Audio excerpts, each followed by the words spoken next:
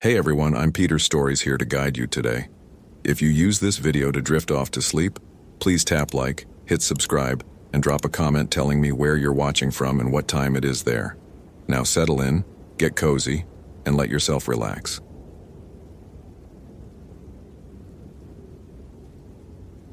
Jennifer Nakamura found the photographs scattered across the trail like playing cards, each one showing her own face from angles she'd never been photographed. She stopped dead at mile marker 4 on the Ho River Trail, staring down at the glossy prints that shouldn't exist. Polaroids, old-school instant film, spread across the moss-covered ground in a perfect line. 7 of them, all showing her, standing at her truck this morning, walking past the ranger station, entering the trailhead, close-ups of her face taken from distances that should have been impossible without telephoto lenses. The last photograph showed her standing exactly where she was right now, looking down at the photographs. Jennifer's hand went to her radio automatically, 14 years of training making the motion instinctive. Then she stopped. What would she say? Someone had taken photos of her this morning and somehow developed instant film and scattered them on a trail she'd walked 100 times. It sounded insane.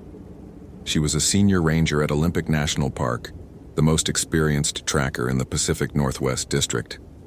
She'd coordinated search and rescue operations through terrain that broke rookie rangers. She'd found lost hikers in conditions that grounded helicopters. She knew these rainforests the way surgeons knew anatomy. This shouldn't be possible. Jennifer knelt and examined the photographs without touching them, pulling out her iPhone to document each one. The metadata would tell her something. Timestamps, location data if the camera had GPS. Except these were Polaroids, analog, no metadata to extract. The quality bothered her most. Professional grade, perfect focus and exposure in the dim understory light of the Ho rainforest. You didn't get shots like these without skill and expensive equipment, and you definitely didn't get them without the subject noticing they were being photographed from 20 feet away. She'd been alone all morning. Completely alone. Jennifer stood and scanned the forest around her. The Ho rainforest was a temperate jungle, everything wrapped in moss and ferns, Sitka spruce and western hemlock rising 200 feet overhead.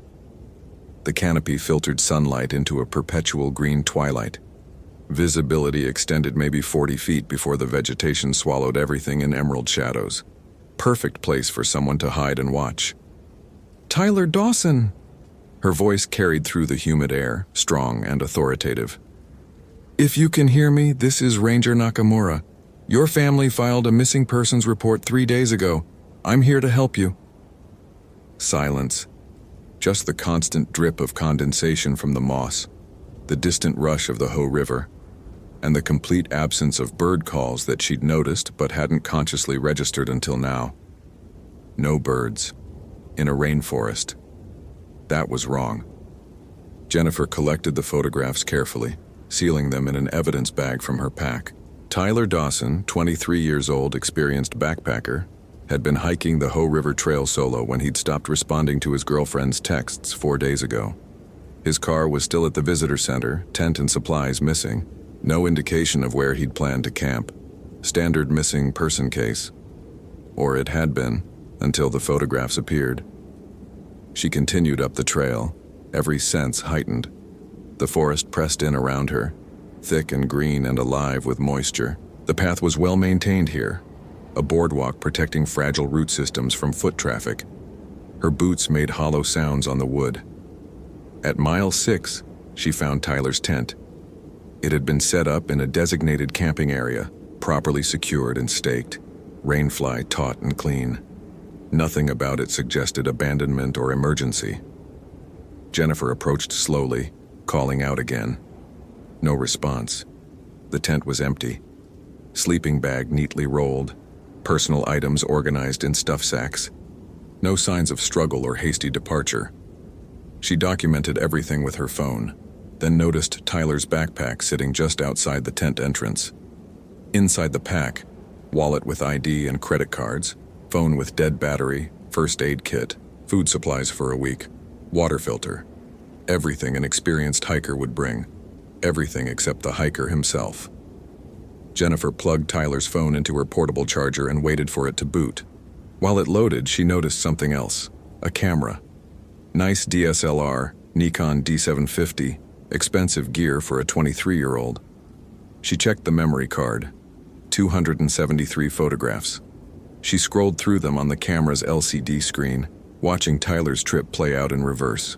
Shots of the trail, close-ups of moss and ferns, a selfie at the trailhead, driving shots from his car. Then, starting at image 112, the photographs changed.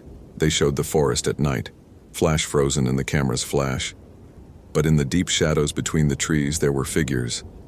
Dark shapes that weren't quite trees, weren't quite human, standing motionless in the background of each shot. Tyler had been photographing them, she realized, documenting them. The timestamps showed he'd taken these over the course of one night from 11 p.m. to 4 a.m. The last photograph, number 273, showed the inside of this tent, taken from outside looking in through the mesh door. The angle was impossible. The camera would have to be floating 5 feet off the ground. And in the tent, just visible in the frame, was Tyler, sleeping. Or what looked like Tyler, because his shadow on the tent wall didn't match his body position. The shadow stood upright while Tyler lay horizontal. Jennifer's hands were steady as she transferred the images to her phone via Bluetooth. Professional, methodical, not thinking about what the photographs meant because analysis would come later, after documentation, after evidence collection, after... Tyler's phone finished booting. 47 unread texts from his girlfriend, 6 missed calls from his parents, and 1 video file recorded 3 days ago at 4:47 a.m. Jennifer played it. The video was dark, lit only by the phone's screen glow reflecting off Tyler's face. He whispered into the camera, "Day 3. They're still out there. I counted 23 last night. They don't move when you're looking at them, but when you blink or turn away, they're closer. Always closer. I tried to leave this morning, but my compass doesn't work anymore. It just spins. All of them spin. Every compass I brought." His voice cracked. "I think they're waiting for something. I think they want me to..." The video cut off. Jennifer replayed it twice more, then checked the rest of Tyler's phone. No other videos. No photos. Just texts and calls and normal apps. Whatever Tyler had seen, he'd only documented it once. She stood and swept her gaze across the campsite. Full daylight now, almost noon, but the forest still held that perpetual twilight quality. The moss glowed phosphorescent green, water dripped rhythmically, and between the massive tree trunks in the spaces where shadow pooled thick, she saw them. Figures, human-shaped but wrong, too tall, too thin, standing perfectly still in the deep shade where no person should be standing. Jennifer counted without moving her head, using only her peripheral vision. 8. No, 11. More appearing as her eyes adjusted to the shadows. They didn't move. They just stood there, watching. She pulled out her own camera, a Fujifilm X-T4 she'd bought specifically for documenting wildlife, and took a photograph. The flash fired bright in the dim forest. She checked the LCD screen. Empty forest. The figures weren't there. Jennifer looked up, still there, watching. She took another photograph, flash off this time, checked the screen, empty forest. One more try, video mode, panning slowly across the area where the figures stood. She played back the video. Normal rainforest, moss, trees, ferns, no figures. But when she lowered the camera, they were still there. Closer now.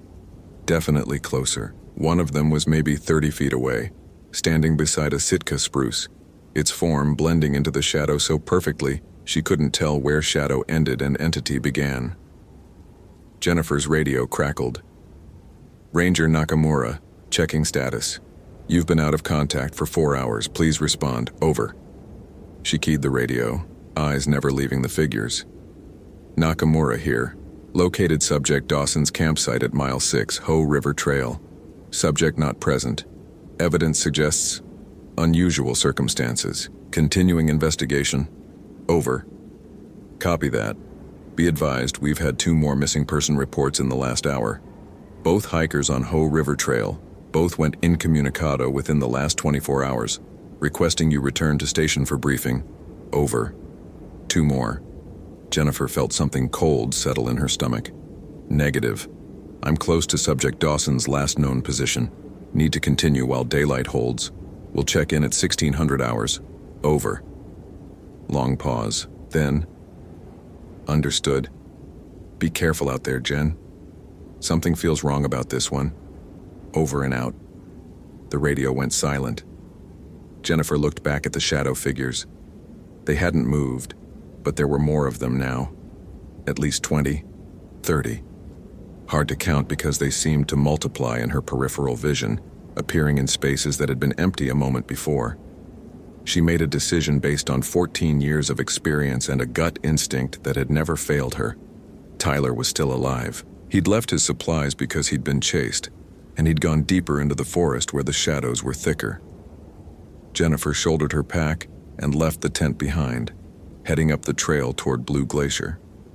The boardwalk ended at mile 8, giving way to rough trail that climbed steeply through old-growth forest. Jennifer's legs burned with the grade, her breath coming harder in the humid air. The shadow figures followed, always at the edge of her vision, never quite looking directly at them, because whenever she tried to focus on one, it disappeared. Not disappeared, moved, relocated to a different patch of shadow, where it resumed its motionless watching. At mile 10, Jennifer found the second set of photographs. These weren't Polaroids. They were printed on regular photo paper, color laser prints, scattered across a fallen log. She recognized the subjects immediately. The 2 new missing hikers from this morning's reports. Young couple hiking together, smiling in tourist snapshots from the trailhead. And beneath those photos, older prints, newspaper clippings, missing person posters, Park Service reports. Jennifer's hands shook as she sorted through them. 12 more people. All missing from Olympic National Park over the last 8 years. All from trails in the Ho rainforest. She'd known about some of these cases. Hell, she'd worked 3 of them personally. But she'd never connected them, never seen the pattern because missing persons in wilderness areas were statistically normal. People got lost. They fell. They succumbed to exposure. The park covered nearly 1 million acres of some of the most rugged terrain in the continental United States. But now, seeing all the faces together, she understood.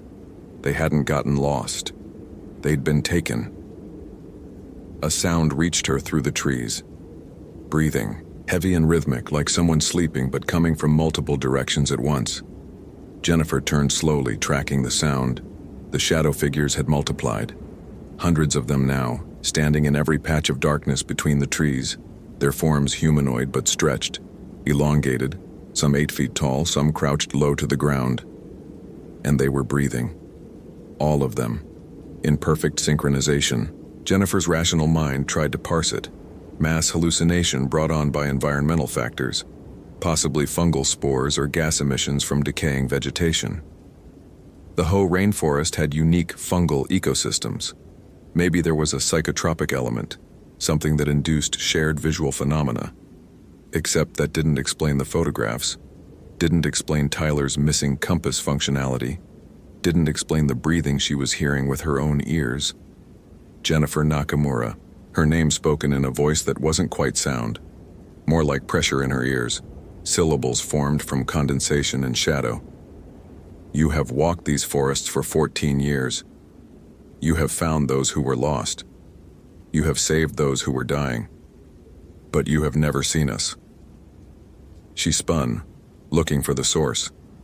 The shadow figures hadn't moved, hadn't opened mouths, if they even had mouths. The voice came from everywhere and nowhere. Where's Tyler Dawson? Her voice came out steady despite the hammering of her heart. Where are the others? They are becoming, as you will become. The forest needs watchers, and we are the forest's eyes. We observe, we wait.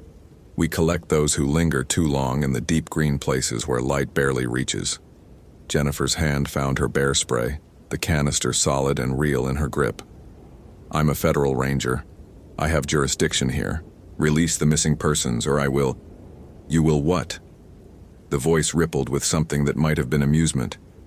You cannot fight shadows. You cannot arrest darkness. We are older than your laws, older than your buildings and roads and names for things. We have always been here, in the places between light and dark, watching. The shadow figures moved. All at once, not toward her but rotating, their forms turning to face deeper into the forest, pointing the way with postures that suggested direction, even though they had no visible features. Jennifer understood. They were showing her where Tyler had gone. She followed. The trail disappeared entirely at mile 12, giving way to unmapped wilderness. Jennifer marked her path with surveyor's tape, tying bright orange strips to branches every 100 feet. GPS on her phone showed her position, but the elevation readings were wrong, fluctuating by hundreds of feet from one moment to the next. The shadow figures guided her through terrain that should have been impassable, leading her around deadfalls and across streams where bridges of moss-covered logs appeared exactly where she needed them. The forest grew darker, denser, the canopy so thick overhead that her watch read 2 p.m., but the light suggested dusk. She found Tyler at what her GPS insisted was mile 15, though she couldn't have walked more than a mile from the last trail marker. He sat cross-legged in a grove of ancient cedars, eyes open but unseeing, breathing slowly. Around him, arranged in concentric circles, were the other missing hikers, 11 of them ranging from a teenage girl to an elderly man, all sitting motionless, all breathing in that same synchronized rhythm as the shadow figures. Tyler! Jennifer rushed forward, checking his pulse, his pupils, his responsiveness. Vitals were present but wrong, pulse too slow, body temperature reading 91 degrees on her medical thermometer, pupils fixed and dilated. Tyler, can you hear me? I'm Ranger Nakamura. I'm here to get you out. His eyes moved, tracking to her face. His mouth opened. Can you see them? Yes. No point in lying. I see them. They've been showing me things. Tyler's voice was distant, dreamy. The forest isn't what we think it is. There are layers, dimensions, spaces between the moss and bark where other things live. The shadow people are just one kind. There are others, so many others. Jennifer grabbed his arm, tried to pull him up. He didn't resist, but he didn't help either, his body limp and unresponsive. She'd need a litter to evacuate him, possibly helicopter extraction, except her radio was dead now, just static when she tried to transmit. They want us to watch with them, Tyler continued. That's all. Just watch. Observe. Bear witness to everything the forest does when humans aren't looking. It's not evil. They're not cruel. They just need eyes, consciousness. We'd be like wardens, except permanent. Forever. Nobody's staying forever. Jennifer pulled out her satellite beacon, the emergency device that should trigger a helicopter response regardless of radio coverage. She activated it and clipped it to her vest. We're leaving. Now. The shadow figures moved closer, forming a wall of darkness around the grove. Jennifer counted them automatically, training overriding fear. 217. No. More. They kept multiplying, stepping out of shadows that shouldn't be deep enough to hold them. You found 12 in the forest, the pressure voice said. You will find 12 more tomorrow, and 12 the day after that. The Hoh rainforest draws those who seek solitude, who want to escape the watched world. We give them a different kind of watching, a purpose, an eternal vigil. Jennifer's mind raced through her options. Fight, flight, negotiate, document. She was one person with bear spray and a satellite beacon against something that didn't follow physical laws. But she was also Jennifer Nakamura, and she hadn't failed an extraction in 14 years. Let me take one person out, she said. Tyler. He's young. His family is looking for him. You can keep the others if you have to, but let me take one. Silence. The shadow figures stood motionless. Why that one? The voice finally asked. Because his girlfriend is pregnant. He doesn't know yet. She was going to tell him when he got back. Jennifer was lying, making it up, but putting everything she had into the performance. You want watchers who choose to watch. That requires informed consent. He hasn't been informed. None of them have. More silence. Then, you are clever, Jennifer Nakamura. This is why you have survived 14 years in the forest. But cleverness has limits. The shadow figures parted, creating a path back the way she'd come. Tyler stood up, moving with mechanical precision following the designated route. Take him, the voice said. But you must return.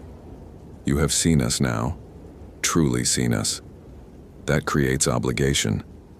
In 3 days you will come back to this grove. You will sit with the others. You will join the watching. This is the price of rescue. Jennifer didn't answer.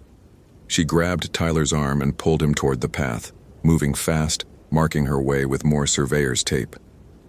The shadow figures watched, but didn't follow. She half carried, half dragged Tyler through the forest, retracing her marked route, forcing her legs to move even when exhaustion threatened to drop her. Tyler followed mechanically, no longer speaking, just breathing that slow, synchronized rhythm. The trail appeared at mile 12, then mile 10, then the boardwalk at mile 8. Jennifer's satellite beacon had been transmitting for hours. Help should be coming, should have arrived already. Helicopters and emergency teams flooding the forest. But the forest was empty except for shadows. At mile 6, Tyler's tent was gone. At mile 4, the photographs she'd documented were missing. At mile 2, her surveyor's tape had vanished from the trees. Jennifer emerged at the trailhead at 6:47 p.m. according to her watch, though her GPS said 11:23 a.m. and her iPhone insisted it was still yesterday. Tyler stumbled beside her, no longer catatonic but confused, asking where he was and how he'd gotten here. The parking lot was full of emergency vehicles, rangers and deputies and search teams clustered around radios and maps. Jennifer recognized the incident commander, Dave Reeves, her supervisor, a man she'd worked with for 8 years. Nakamura. He rushed forward. Jesus Christ, where have you been? We've had teams searching for you for 16 hours. Your beacon never activated. We thought... He stopped, seeing Tyler. Is that Dawson? Found him at mile 12, Jennifer said automatically. Possible exposure, altered mental status, needs immediate medical evaluation. EMTs swarmed Tyler, loading him onto a gurney, checking vitals, asking questions he couldn't answer. Jennifer let Dave lead her to an ambulance, let a paramedic check her over, listened to the debriefing questions without really hearing them. Her phone had 63 missed calls. Her family, friends, colleagues. She'd been missing for 16 hours, they said, gone completely dark. Her truck had been found at the trailhead, but she'd vanished. What happened out there? Dave asked quietly, sitting beside her in the ambulance. And don't give me the official line. I know that look. I've seen it on rangers who've been through bad situations. What did you see? Jennifer looked past him to the forest edge, where the Hoh River Trail disappeared into green twilight. Shadow figures stood there, just visible in the spaces between trees, watching. I found Tyler, she said. That's all. The rest is... I need time to process. Write my report properly. Dave studied her face, then nodded. Take tomorrow off. Hell, take 3 days. You've earned it. We'll do the formal debrief when you're ready. Jennifer went home, showered, ate, slept for 12 hours, woke to sunshine streaming through her bedroom window and birds singing and everything normal and mundane and real. Tyler Dawson was released from the hospital after 2 days of observation. No physical injuries, no explanation for his memory loss, or why his body temperature had been so low. He remembered starting his hike. He remembered setting up his tent, then nothing until Jennifer had found him emerging from the forest. The other 2 missing hikers were never found. Neither were the 11 people whose photos Jennifer had seen arranged on that log, though she could find no record of having documented those photos on her phone or camera. Jennifer returned to work on day 4, filed her report, attended the debrief, answered questions clinically and precisely, sticking to observable facts, omitting everything that couldn't be explained. On day 7, she requested vacation time, 2 weeks, personal reasons. On day 8, she drove back to Olympic National Park, parked at the Hoh River Trail Visitor Center, and started walking. Dave found her at mile 4. "I knew you'd come back," he said. "Jen, whatever happened out there, you can't stop me," she interrupted. "I made a deal. I broke it by not returning on day 3. Now they're taking people faster. 2 more disappeared yesterday, 4 this morning. It's escalating because I didn't keep my word. There's no they, Jen. There's wildlife and weather and bad decisions, that's all. You're experiencing PTSD from a traumatic search and rescue. We have counselors, professionals who can help. Look at the shadows between those trees," Jennifer said quietly. "Really look. Tell me you don't see them." Dave looked. His face went pale. Those are just dark spots. Shade. There's nothing." "There's everything," Jennifer said. "And I'm the only one who can stop them from taking more people because I'm the one who broke the agreement." She walked away from him, deeper into the forest, following the trail she knew by heart. Dave called after her but didn't follow. Later, he'd file a report. Later, there would be search teams and investigations and speculation. Later, her name would join the list of rangers who disappeared in Olympic National Park, another unsolved mystery. But Jennifer Nakamura didn't disappear. She walked to mile 15, to the grove of ancient cedars where 12 people sat in concentric circles, breathing in synchronized rhythm. She recognized some of them from missing person photos. Others were new. There was an empty space in the inner circle, between a teenage girl and an elderly man. Jennifer sat down, cross-legged, feeling her breathing slow and synchronized with the others. The shadow figures surrounded them, hundreds of them, standing in every patch of darkness, watching, waiting, eternal guardians of the deep green places where light barely reached. And Jennifer Nakamura, senior ranger, 14 years of service, expert tracker, survivor of impossible searches, she began to watch with them. Not because she'd been forced, not because she'd had no choice, but because in those 3 days away from the forest, lying in her bed, listening to normal sounds and seeing normal shadows, she'd realized something terrible. The shadow figures hadn't been lying. They'd shown her the truth. The forest was full of layers and dimensions and spaces between where other things lived. She'd seen it. Really seen it. And now that she had, the normal world felt like a photograph, flat and two-dimensional and false. The forest needed watchers, people who could see all its layers, who could bear witness to everything that happened in the spaces between light and dark. Jennifer Nakamura had always been good at watching, at observing, at seeing what others missed. Now she would watch forever. The shadow figures welcomed her with silence and stillness. The other watchers breathed beside her. The forest grew darker as afternoon faded to evening, and Jennifer's consciousness expanded, stretching out through moss and bark and shadow, seeing through 1,000 eyes that weren't quite eyes, observing every deer that walked the trails, every elk that grazed the meadows, every hiker who thought they walked alone. They never walked alone. The watchers saw everything. And when Dave Reeves came looking for her 3 days later, leading a search team of 6 rangers through the Hoh River Trail, Jennifer saw him from a dozen different angles, watched him search the grove where she sat motionless, watched him walk within 10 feet of her without seeing anything but trees and shadows. "She's not here," Dave said into his radio, voice tight with frustration and grief. "Mile 15 is clear. No signs of Nakamura. No signs of any of the missing persons. It's like they just vanished." Jennifer wanted to call out to him, wanted to stand and wave and be found. But her body wouldn't move, didn't need to move. Moving was for people who had somewhere to go. Watchers stayed still. The search team left. The forest grew quiet again. And Jennifer Nakamura watched. She watched the seasons change, watched snow fall and melt, watched ferns uncurl in spring and moss glow electric green after rain. She watched hikers come and go, some finding their way safely, others lingering too long in the deep shadows where the shadow figures waited. She watched as her family declared her dead, watched her memorial service from 1,000 different angles through shadow eyes that weren't hers anymore but weren't not hers either. Watched Dave Reeves retire early, haunted by the rangers he couldn't find, watched Tyler Dawson return to the forest again and again, drawn by something he couldn't name, searching for answers he'd never find. Jennifer Nakamura watched it all. And in the deepest, quietest part of what had been her consciousness, she understood the truth the shadow figures had never spoken aloud. They hadn't recruited her.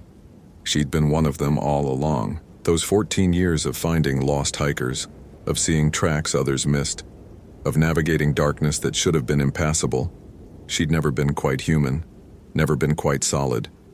Just shadow pretending at flesh, watching and waiting for the moment when she'd remember what she really was. The forest had always had its eyes. Jennifer Nakamura had just been one of them, walking in human shape, until the day she finally came home. The shadow figures didn't move. They never moved. They just watched. They always watched. And now Jennifer watched with them, forever and ever. In the deep green places where light barely reached and shadows breathed with synchronized rhythm, and the forest kept its secrets behind a wall of eternal silent vigilance. Hope you felt genuine terror. If you appreciate authentic horror rooted in real folklore, consider following for more stories. Which moment scared you most? Share your theory about what Jennifer really was.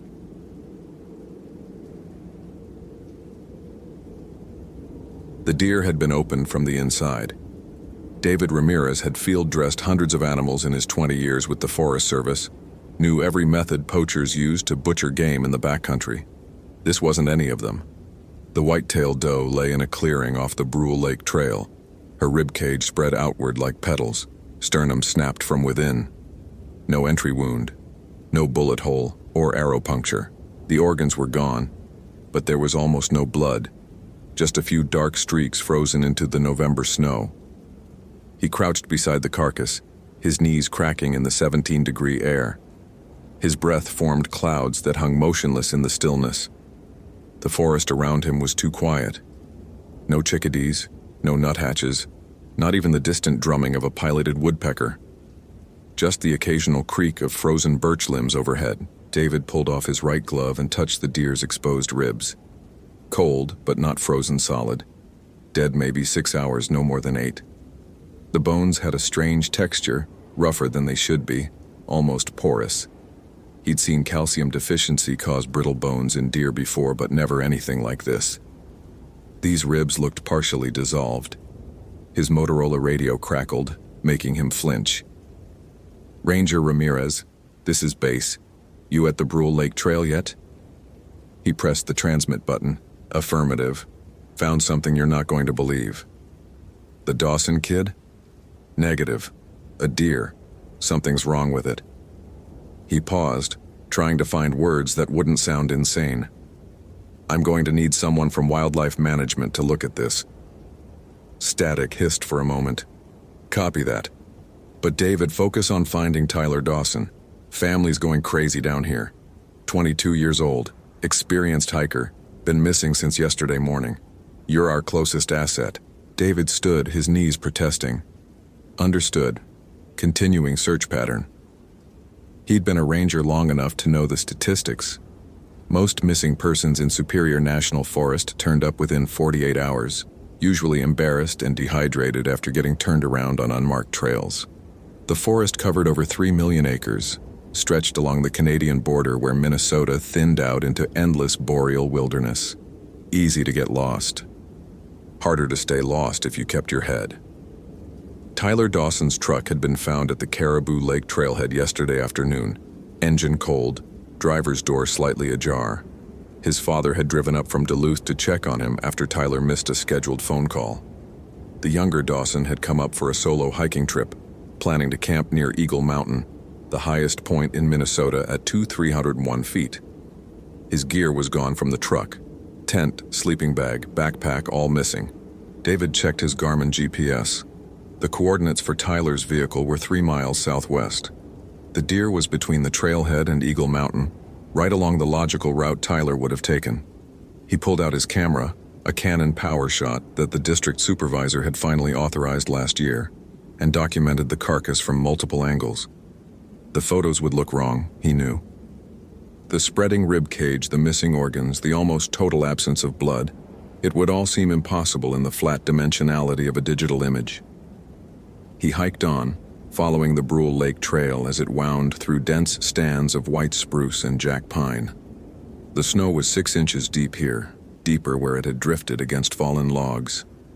He watched for tracks, any sign of human passage. Found nothing but deer prints and the delicate tracery of snowshoe hair. After 40 minutes, he reached the junction where the trail split, left toward Brule Lake, right climbing toward Eagle Mountain. David stopped, scanning the snow. There, a single boot print, partially filled in but still visible. Men's size 10 or 11, Vibram sole pattern heading right.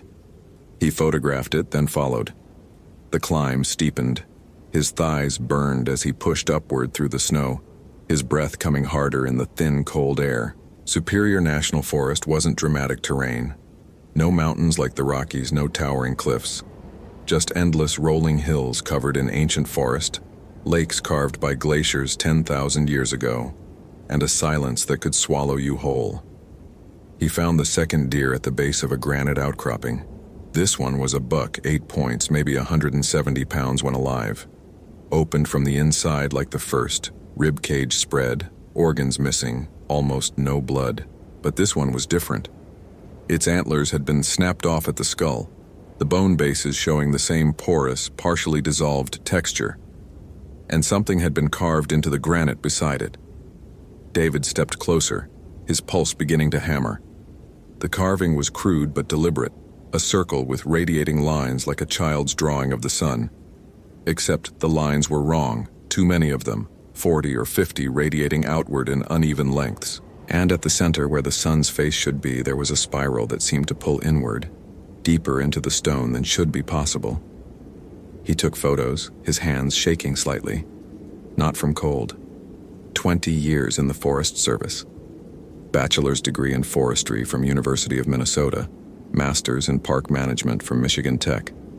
David Ramirez didn't believe in monsters or curses or any of the superstitious bullshit that tourists sometimes brought with them into the woods. He'd rescued lost hikers, treated snake bites, fought forest fires, pulled drowning swimmers from frigid lakes. The wilderness could kill you in 100 mundane ways. Hypothermia, dehydration, falling, getting lost. But it did so through natural processes, explicable and predictable. This felt different. He pulled out his phone, a basic LG flip phone, the smartphone revolution still a couple years away. But there was no signal this deep in the forest. The radio would work for another mile or two before the terrain blocked it completely. He considered calling it in, requesting backup. But what would he say? Found some dead deer and a weird carving. He could already hear the jokes from the younger rangers back at base. The boot prints continued upward. Tyler Dawson's prints had to be. David followed. The afternoon light was failing, shadows pooling between the trees. Temperature dropping fast, probably down to 12 degrees now, would hit single digits once the sun set completely. David had his cold weather gear, knew he could bivouac if necessary, but he didn't want to spend a night out here. Not with those deer carcasses, those impossible carvings. Not with the forest so utterly silent. He climbed for another 30 minutes before he smelled the smoke. Wood smoke, faint but unmistakable, carried on the still air. David's hopes rose. A campfire meant Tyler Dawson might be alive, might have simply gotten turned around and decided to wait for rescue. He increased his pace, pushing through deepening snow. The camp was in a small clearing below the final approach to Eagle Mountain's summit. A dome tent, bright orange, staked down with professional precision. A fire ring with embers still glowing orange in the gathering dusk. A backpack leaning against a fallen log. Green north face with the logo visible. No Tyler Dawson. Tyler! David's voice echoed off the hillside, swallowed by the trees. Tyler Dawson, this is the Forest Service. Nothing. Not even an echo returning. David approached the camp slowly, that wrong feeling intensifying. The tent was zipped shut. He knocked on the nylon fabric. Tyler, anyone inside? No response. He unzipped the tent, playing his mag light across the interior. Empty sleeping bag, still unrolled, a stuffed sack with spare clothes, a Nalgene bottle half full of water, frozen solid, and something that made David's stomach clench. A journal, spiral bound, lying open to a page filled with manic handwriting. He picked it up carefully, his light illuminating the words. Day 3. The deer are wrong. Found another one this morning, opened from inside. No tracks leading to it, no tracks leaving. How did something open it from the inside and leave no marks in the snow? The sound came again last night, closer. Not a wolf, not a cougar. Nothing I've ever heard. High-pitched but also somehow deep, like it's coming from everywhere at once, like the forest itself is screaming. I carved the symbol again. 4th time. The book said 7 times, 7 locations, forms a protective circle. But I don't think it's working. I don't think anything works against this. The trees move when I'm not looking. I know that sounds crazy, but I'll be walking and I'll turn around and the forest is different behind me. Trees in different positions, the trail gone. Then I blink and it's back to normal. I'm so hungry. I ate all my food yesterday, but I'm still hungry. So hungry it hurts. But I'm afraid to leave the camp, afraid of what I'll do if I leave the circle. If someone finds this, don't follow the spiral carvings. Don't look at them too long. They're not protection, they're invitations. The entry ended there, the pen trailing off mid-word. The date at the top of the page was yesterday, November 18th, 2009. But Tyler had written day 3 as if he'd been out here longer. David's hands trembled as he flipped back through the journal. The earlier entries were normal enough. Notes about the hiking route, observations about bird species, a sketch of a particularly beautiful sunset over Brule Lake. Then, 3 pages back, the handwriting changed, became tighter, more frantic.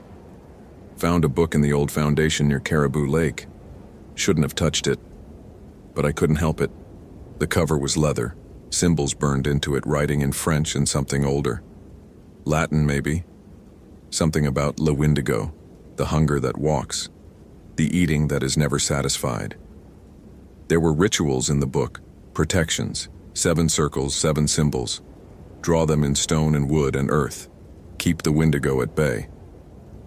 But there was another section, instructions for calling it, for becoming it. The book said, hunger is the door. Hunger is the transformation. Let yourself starve long enough in the winter woods and something else starts to wake up inside you. Something that was always there, waiting. I'm not going to do it, obviously, but I keep thinking about it. The hunger, the transformation. What would it feel like? To be so hungry that you turn into hunger itself? David's throat felt tight. He grabbed Tyler's backpack, tore it open, found camping gear, a water filter, a first aid kit. No food, not a single granola bar or energy gel or freeze-dried meal packet. Tyler Dawson had come into the wilderness with no food at all. The light was almost gone now, the forest reduced to dark shapes against a darkening sky. David's radio crackled again. Ranger Ramirez requesting status update. Over. He fumbled for the radio. I found Dawson's camp. He's not here. Found a journal. He's in serious trouble. I need backup and we need a full search team at first light. Copy that. What's his status? Injured? David looked at the journal in his hand, at the manic handwriting describing impossible things. Unknown, but I think he's experiencing psychological issues. Possible hypothermia-induced psychosis. He's been out here at least 3 days with no food. Jesus, okay, we're organizing a team now. Can you stay at the camp until morning? David looked around the clearing. At the tent, the dead fire, the dark forest pressing in from all sides. Every instinct screamed at him to descend, to get back to his truck, to leave this place. But Tyler Dawson was out here somewhere. Lost, starving, possibly dying. That was the job. Find people. Bring them home. Affirmative. I'll maintain position at the camp. He built up the fire, feeding it with deadfall from the surrounding woods. The flames pushed back the darkness but seemed to make the silence worse somehow, more oppressive. He heated water, made instant coffee from his pack, tried to eat a protein bar but found his appetite gone. The journal sat beside him. He knew he shouldn't read more. It was evidence, should be preserved for the sheriff's department, for the search and rescue coordinator. But he couldn't stop himself from picking it up, flipping to the final pages. Tyler had drawn the spiral symbol over and over, filling page after page. Sometimes small, sometimes taking up the entire sheet. With each iteration, the spiral seemed to deepen, to pull the eye inward toward a center that never came. Beside the drawings, fragments of text in that same frantic handwriting. The hunger is singing. I can hear it in the trees, in the wind, in my own bones. 7 circles, but I've only made 4, not enough time. It's coming. So hungry I can taste blood in my mouth, but I haven't eaten anything. Haven't eaten in days. But I'm not weak. I'm stronger. Faster. My teeth hurt. Is that normal? The Ojibwe were right. The Cree were right. The Wendigo is real. Not a metaphor for cannibalism or greed. Real. I've seen its tracks. 3-toed, each toe as long as my forearm. They appear in the snow where nothing has walked. I'm leaving the camp, have to find food, have to eat, but not people, animals. I can catch the deer. I know I can smell them, taste them on the wind. The transformation isn't what I thought. It's not becoming a monster. It's becoming hunger itself, becoming the absence of everything except need. The final page had only 3 words, written large enough to cover the entire sheet. It's inside me. David closed the journal, his heart hammering. The fire crackled and popped. In the forest beyond its light, something moved. He heard it clearly, the crunch of snow under weight, the snap of a branch. He grabbed his mag light, played it across the trees. Nothing, just darkness and snow and the vertical lines of birch trunks. Tyler? His voice sounded small, swallowed by the immensity of the forest. Tyler Dawson? The sound came again, closer now. Not footsteps exactly. More like something dragging itself through the snow. And with it a smell, rotting meat mixed with something chemical, sharp and wrong. The same smell that had been on those deer carcasses. David stood, his hand moving to the bear spray on his belt. 20 years in the forest, he'd only had to use it twice, both times on actual bears. But his fingers closed around the canister anyway. I'm a forest ranger. If you're in trouble, I can help you. A sound came from the darkness, high-pitched but somehow also deep, like Tyler's journal had described. Not an animal sound, not human either. Something that made David's hindbrain scream with ancestral terror, the fear of being prey, of being hunted by something that shouldn't exist. The sound cut off abruptly. The silence that followed was worse. David fed more wood into the fire, building it higher. The flames leaped up, throwing wild shadows across the clearing. His radio was clipped to his shoulder. He grabbed it, pressed transmit. Base, this is Ramirez, I have... He paused, trying to find words that wouldn't make him sound insane. I have a possible wildlife encounter at the Dawson camp, unknown species, requesting immediate backup. Static. Then, copy that, Ramirez. Can you identify the animal? Negative. It's nothing I've seen before. A longer pause. Ranger Ramirez, are you saying you need a wildlife rescue team for an unknown animal encounter? David stared into the darkness beyond his fire. Saw nothing. Heard nothing. But he could feel it out there watching. Waiting. Yes. That's going to take hours to organize, maybe until morning. Can you maintain your position safely? Could he? David looked at his fire, at Tyler's tent, at the journal with its manic warnings. The smart thing would be to descend, to get back to his truck, to call in a full team for first light. But Tyler Dawson was out here, and whatever had made those sounds, whatever had opened those deer from the inside, might find the kid before rescue arrived. Affirmative. I'll hold position. Copy. Backup team mobilizing now. ETA approximately 6 hours. Stay on the radio. 6 hours. David checked his watch. 6:47 p.m. That meant backup wouldn't arrive until after midnight. He had enough wood to keep the fire going, enough cold weather gear to survive. He'd done winter bivouacs before. This was no different. Except it was. Everything about this was different. The hours crawled past. David kept the fire high, burning through his supply of gathered deadfall faster than he should. He couldn't help it. The darkness beyond the firelight felt alive, watching. Several times he heard sounds, that dragging movement through snow, branches snapping, once a sound that might have been breathing but was too loud, too ragged. At 9:23 p.m. he found the first carving. He'd gotten up to gather more firewood, staying within the circle of firelight, when his beam caught the symbol carved into a birch tree at the clearing's edge. The same spiral design from the granite outcropping, cut deep into the pale bark. The wood around it looked diseased, darkened and partially rotted despite the freezing temperature. David circled the camp, his maglite beam searching. Found 6 more symbols. Tyler had carved them into trees, forming a rough circle around the tent, each one showing that same strange decay. 7 locations, Tyler had written, 7 circles for protection. But there were only 7 carvings. Tyler had completed his circle, which meant whatever was out there, it could cross his protective symbols. They didn't work. Or worse, they'd worked exactly as intended, just not the way Tyler thought. They're not protection.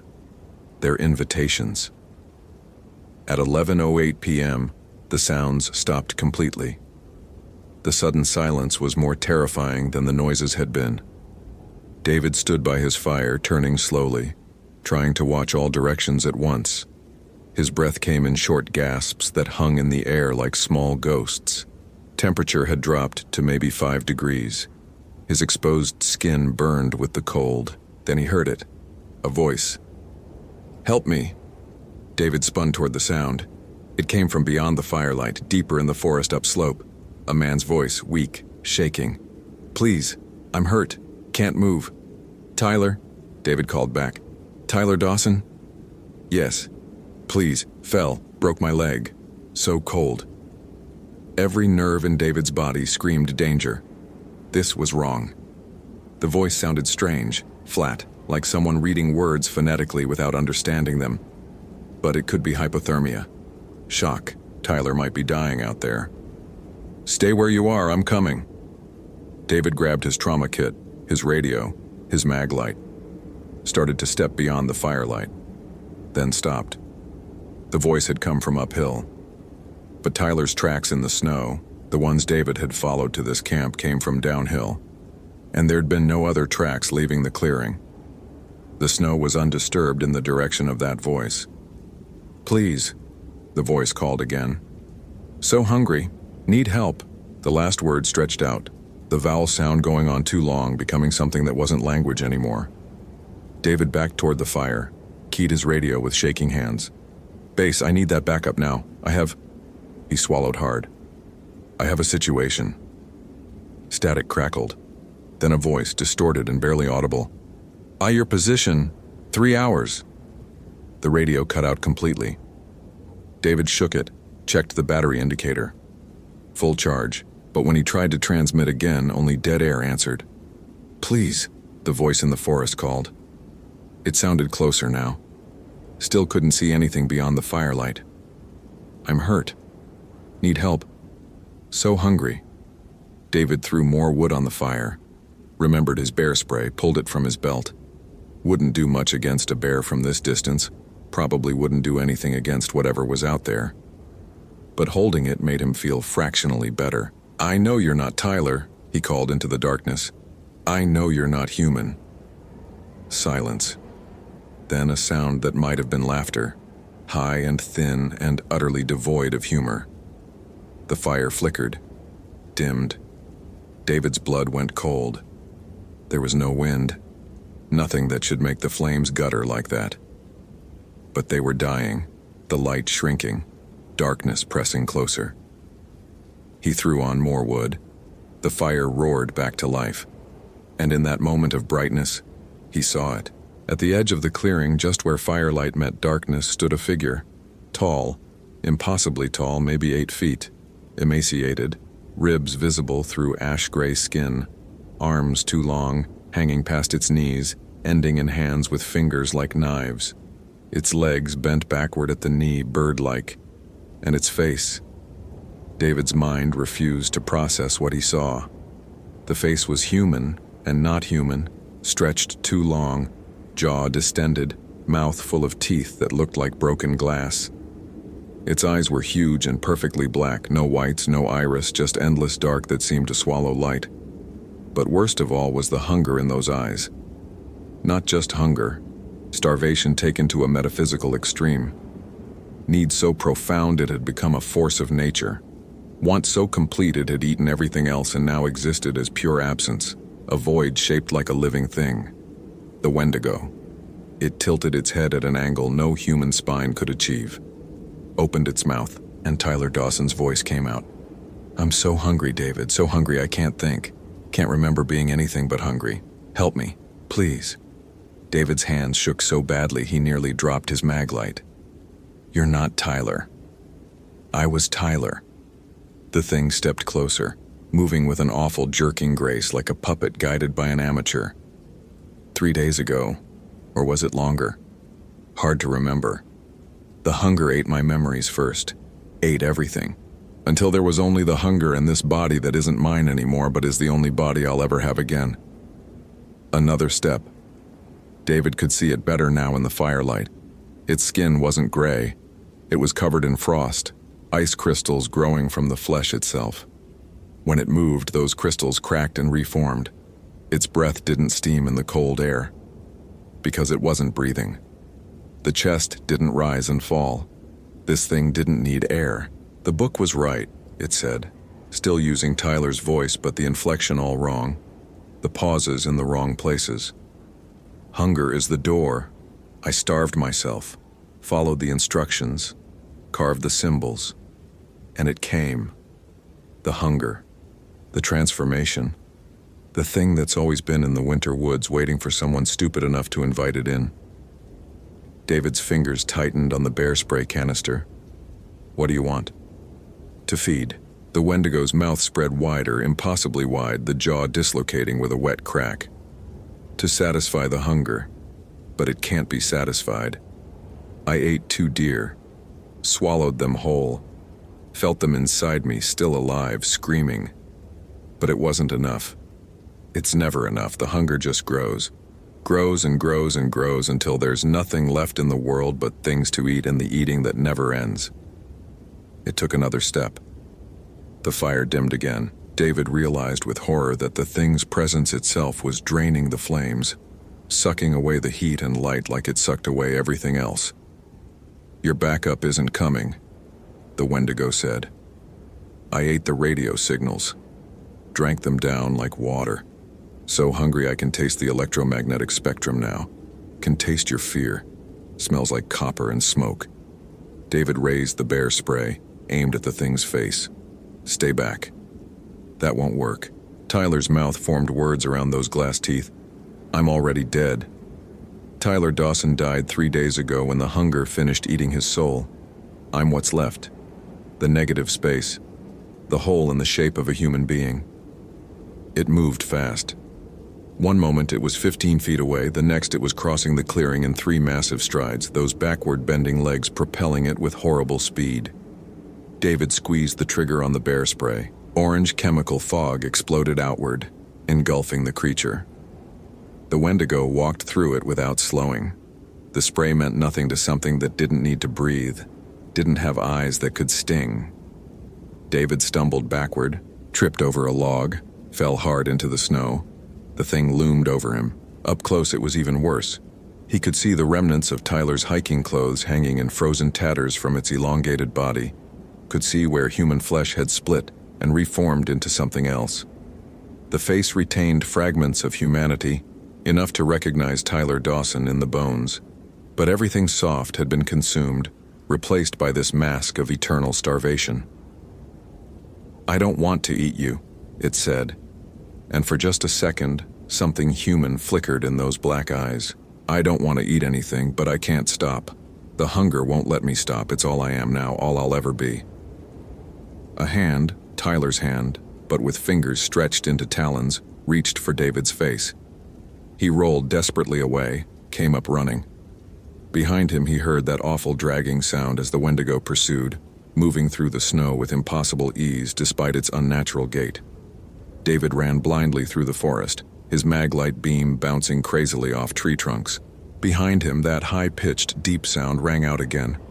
The Wendigo's cry, halfway between a scream and a moan and something that wasn't in any human vocabulary. He burst through undergrowth, slid down an icy slope, caught himself on a birch sapling before he tumbled over a hidden drop. His radio crackled and he grabbed it desperately. "Ramirez! Come in! Ramirez! I'm here!" He gasped into the radio. "It's real!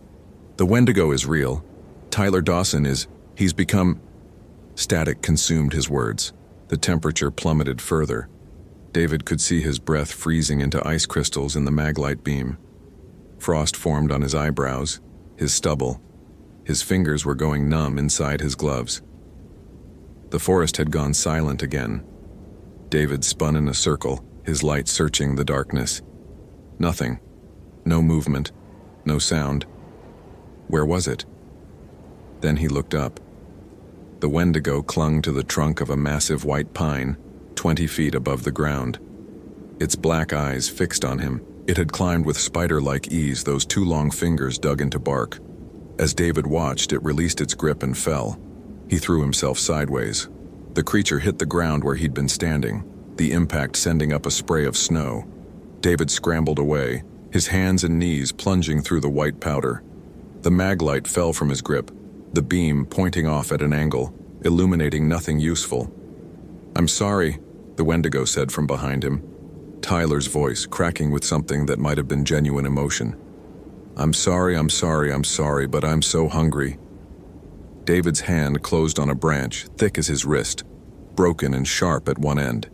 He rolled onto his back, swung the branch with everything he had. It connected with the creature's chest, the sharp end punching through frost-covered skin. The Wendigo looked down at the branch protruding from its torso, tilted its head, reached down and pulled the branch out like removing a splinter. No blood flowed from the wound. Just a darkness that seemed deeper than the absence of light. "I told you," it said sadly. "Already dead?" It fell on him. David felt those glass teeth scrape his face, felt impossible cold radiating from the thing's body. He thrashed, screamed, tried to fight, but the Wendigo was too strong. One hand pinned both his wrists above his head, the other traced down his chest, those knife fingers slicing through his jacket like it wasn't there. "Don't worry," the creature whispered. "You won't die. That's the worst part. The hunger will take you and you'll transform like I did, and you'll spend forever starving, forever eating, forever becoming less and less until there's nothing left but the need." David's vision was going dark at the edges. Not from injury, from cold. The Wendigo's presence was sucking the warmth from his body, hypothermia setting in with supernatural speed. His thoughts began to fragment. In the distance, a sound, an engine, voices shouting. The backup team, finally arriving. But they were too far away. Wouldn't reach him in time. The Wendigo heard them too. Its head snapped up, those black eyes going even wider. "More," it breathed. "More food. More to eat. Never enough. Never, never, never." It released David, bounded away through the forest toward the voices. David tried to shout a warning, but his throat had frozen closed. He lay in the snow, unable to move, watching his breath crystallize in the air above him. He could hear shouting, screaming. Gunshots, the crack of rifles, the deeper boom of a shotgun. More screaming. Then silence. David forced himself to move. Every muscle shrieked in protest. His core temperature had dropped dangerously low. Hypothermia confusion made his thoughts slow, stupid. But he had to move. Had to survive. Had to warn people. He crawled through the snow toward his dropped maglite, grabbed it with numb fingers, pulled himself upright using a tree trunk, started stumbling downhill toward where he thought the trail should be. The forest spun around him. Trees seemed to move when he wasn't looking, just like Tyler had written. The path disappeared and reappeared. Time stopped meaning anything. He might have walked for minutes or hours. When he finally collapsed, he was on the Brule Lake Trail, halfway back to the trailhead. He lay there, too cold and exhausted to move further. Frost formed on his eyelashes. His extremities had gone from numb to absent. He couldn't feel his fingers or toes at all. In the distance, that sound again, the Wendigo's cry, closer than before. It had finished with the backup team. Now it was coming for him. David closed his eyes, waited for the end. Instead, he heard voices. Real voices, human, panicked. Hands grabbed him, lifted him. Someone was saying his name over and over. He tried to warn them, tried to say the Wendigo was coming, but his jaw wouldn't work. They carried him, put him in something warm. A truck, he realized, distantly. The heater was running. Someone wrapped him in blankets. His body began to shake uncontrollably as feeling returned, the pain excruciating. Found 3 others. Someone was saying, dead, torn apart. Jesus Christ, what could do that? Animal attack. Another voice. Bear, maybe. That wasn't any goddamn bear. David forced his eyes open, saw paramedics working on him, saw the inside of an ambulance. Beyond the open rear doors, the forest stood dark and still, watching, waiting. One of the paramedics leaned over him. "Sir, can you hear me? You're going to be okay. We got you. You're safe." David tried to speak, managed only a croak. The paramedic leaned closer. David found his voice. "Not safe, never safe. It's still out there, still hungry." The paramedic glanced at his partner. "He's delirious, severe hypothermia. Let's get him to Ely Regional Hospital, now." The ambulance doors slammed shut. The engine roared to life. As they pulled away from the trailhead, David caught one last glimpse of the forest through the rear window. In the darkness between the trees, something tall and impossibly thin stood watching. Its black eyes caught the ambulance lights, reflected them back like an animal's. Its mouth stretched wide in something that might have been a smile. Then the forest swallowed it, and it was gone. The Ely Regional Hospital kept David for 3 days. Frostbite had claimed parts of 3 fingers on his right hand and all of his left pinky. They had to amputate. Hypothermia had damaged his cardiovascular system. He'd need months of recovery.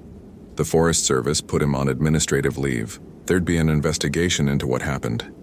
3 rangers from the backup team were dead, their bodies so badly mutilated that closed casket funerals were the only option. Tyler Dawson remained officially missing, his camp discovered, but no sign of the young man himself. David knew they'd never find Tyler. Tyler Dawson didn't exist anymore. There was only the Wendigo, wandering the Superior National Forest, eternally starving, eternally hunting. He tried to tell them, tried to explain what he'd seen, but the doctors attributed his story to hypothermic hallucinations. The rangers who'd found him said he'd been nearly frozen to death, confused and delirious. Easy to see things that weren't there. Easy to create monsters when the mind was failing. On the 4th day, they let him have visitors. His sister came up from Minneapolis, cried when she saw his bandaged hands. She brought him a newspaper, the Duluth Herald, dated November 23, 2009.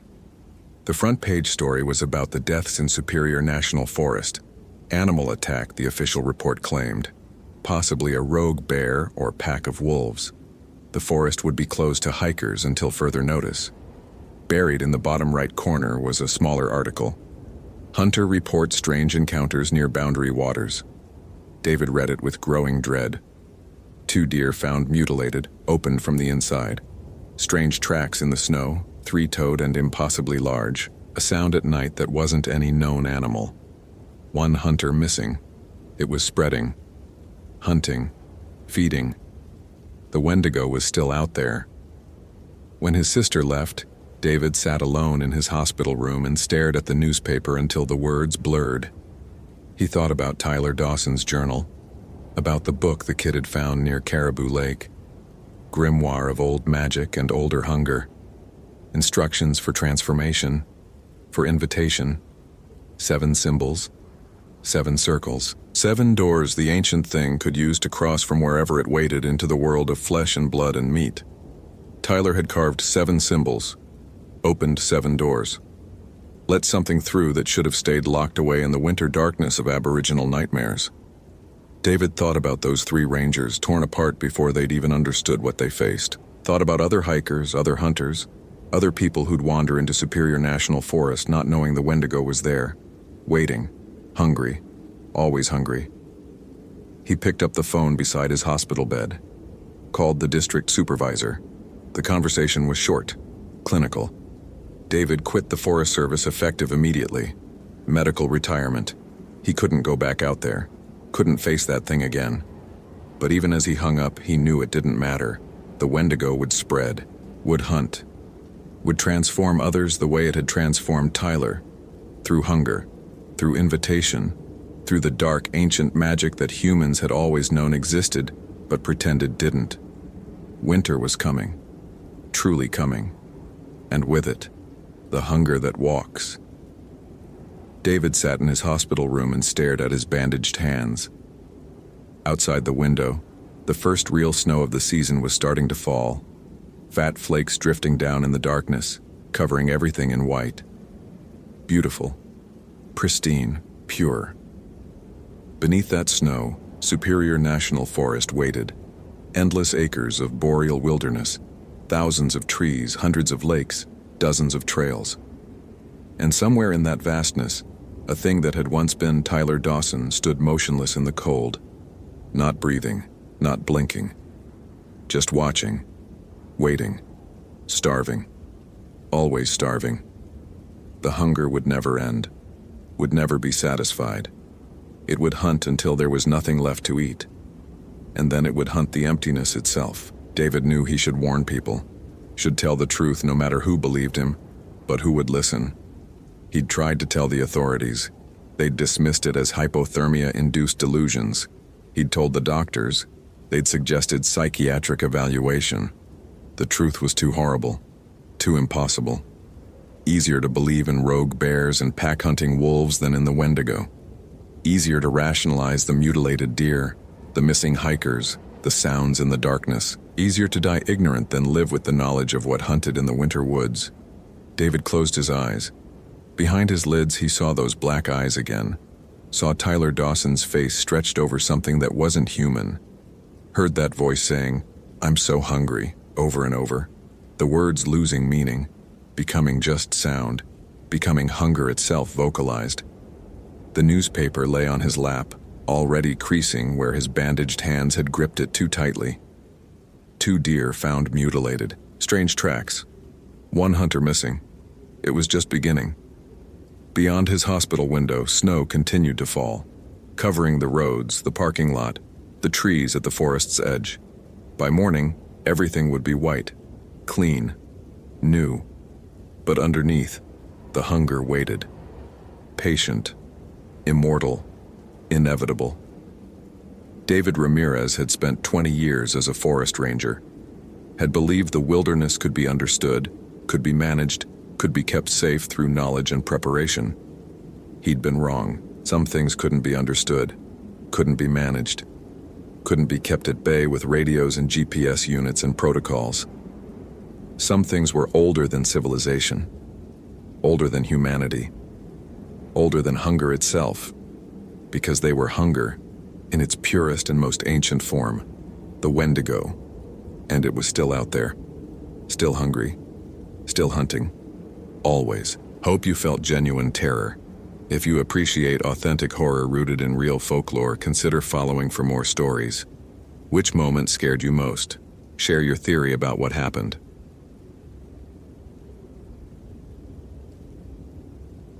The blood on the trail marker wasn't fresh, but it wasn't old either. Somewhere in that impossible middle ground that made David Ramirez's 23 years of experience feel suddenly worthless. He crouched beside the wooden post, his knees protesting the movement in that way they'd started doing lately, reminding him he wasn't the 30-year-old ranger who'd first walked these mountains.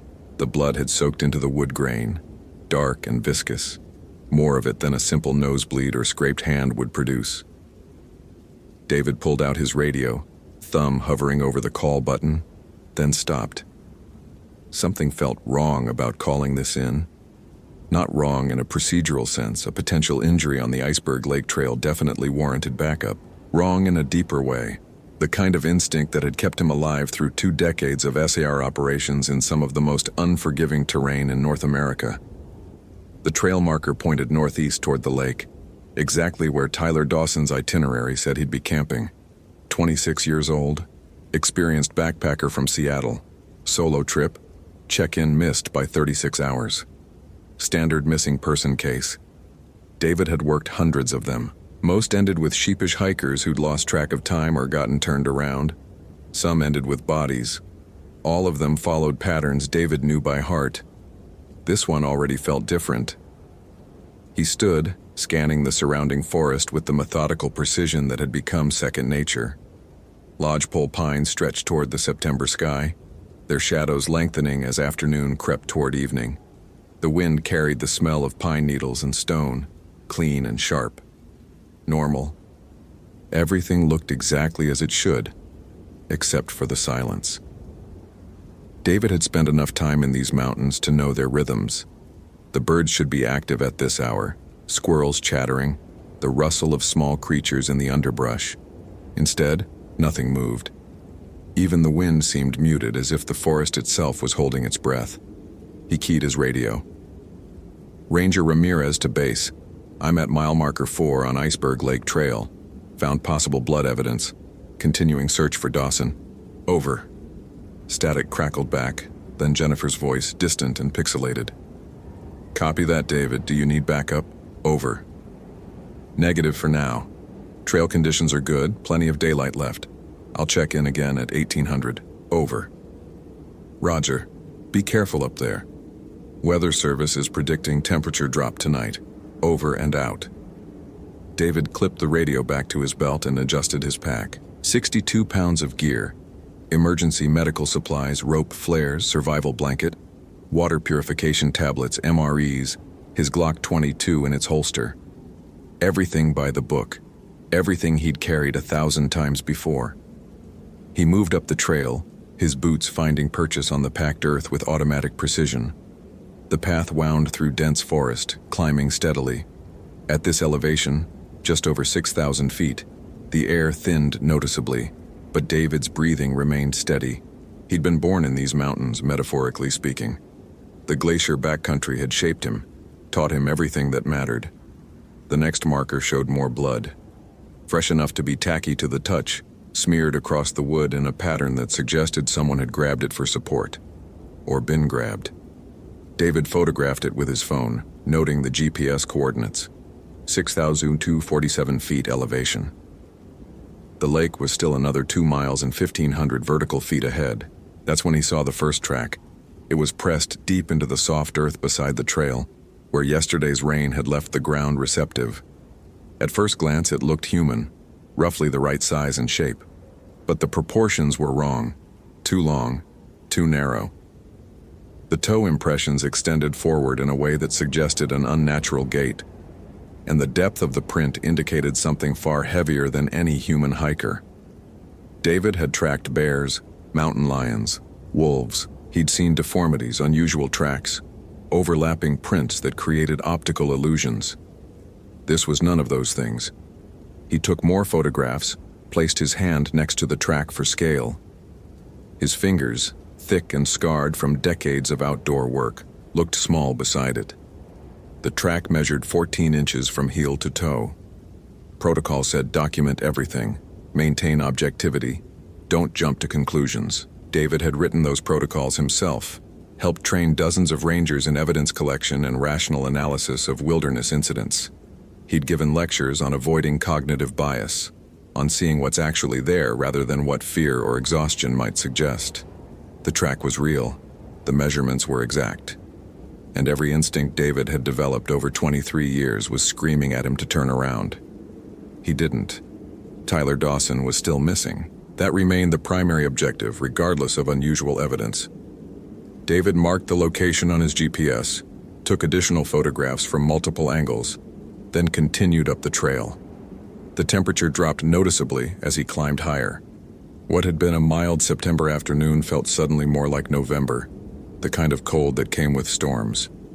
But the sky remained clear, crystalline blue between the pine branches. No meteorological reason for the chill that raised bumps along David's forearms. He passed another marker. More blood, but also something else. Scratches in the wood that looked almost like writing. Not English. Nothing David recognized. Symbols or patterns that might be Native American in origin, though he'd worked with Blackfeet Rangers for years and had never seen anything like this. The marks were deep, carved with something sharp, recent enough that pale wood showed through the weathered exterior. David's radio crackled. "Kez, this is base, do you?" Static swallowed the transmission. He adjusted the frequency, checked the battery. Full charge, signal strength good. Should have clear communication all the way to the lake. "Base, this is Ramirez, you're breaking up. Repeat, over." Nothing but white noise. He tried twice more, then clipped the radio back to his belt. Not unprecedented. The mountains created dead zones, interference patterns. But David had been on this exact trail dozens of times and never had communication issues at this location. The trail steepened, switchbacking through a section of loose scree. David's boot slipped twice, unusual for him. His balance felt off, as if the mountain itself was tilting beneath him. He stopped at a relatively flat section, pulled out his compass for a bearing check. The needle spun lazily, refusing to settle. David tapped the casing, held it level, still spinning. He pulled out his backup compass. Quality brass instrument, not some cheap plastic toy. Same result. Both needles rotating slowly, never quite pointing in any consistent direction. His GPS still showed coordinates, elevation, trail position, but the compass failure added to the growing list of anomalies that David's rational mind was struggling to explain. The sun was lower now, shadows stretching long and cold across the trail. David checked his watch, 16:47. He'd been hiking for over 2 hours, should be close to Iceberg Lake. But the forest around him looked wrong, the trees too dense, the undergrowth too thick. This section of trail should be more open, with clear views of the surrounding peaks. He pulled out his map, oriented himself by elevation and trail markers. According to every indicator, he was exactly where he should be. But his eyes told him something different. That's when he heard the voice. Help. Distant, thin, carried on wind that wasn't blowing. Male voice. Could be Dawson. David moved toward the sound, off trail now, pushing through pine branches that scratched at his jacket. "Tyler Dawson, Park Service, call out again." "Help me." Closer now, just ahead, but also somehow behind him and to the left, as if the voice was coming from multiple directions simultaneously.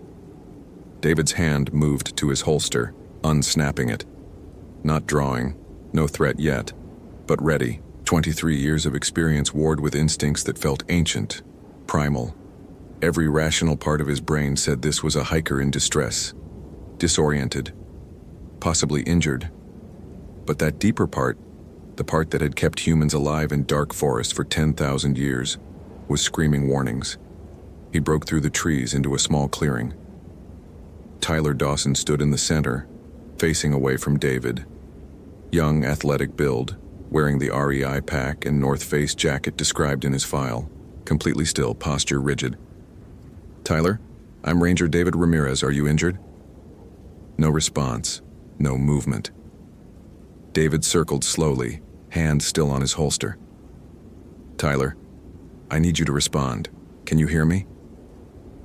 When he could finally see Dawson's profile, David's breath caught. The young man's eyes were open but unseeing, mouth slack. His skin had taken on a grayish pallor that looked wrong even in the fading light. But he was standing, upright, balanced. "Tyler."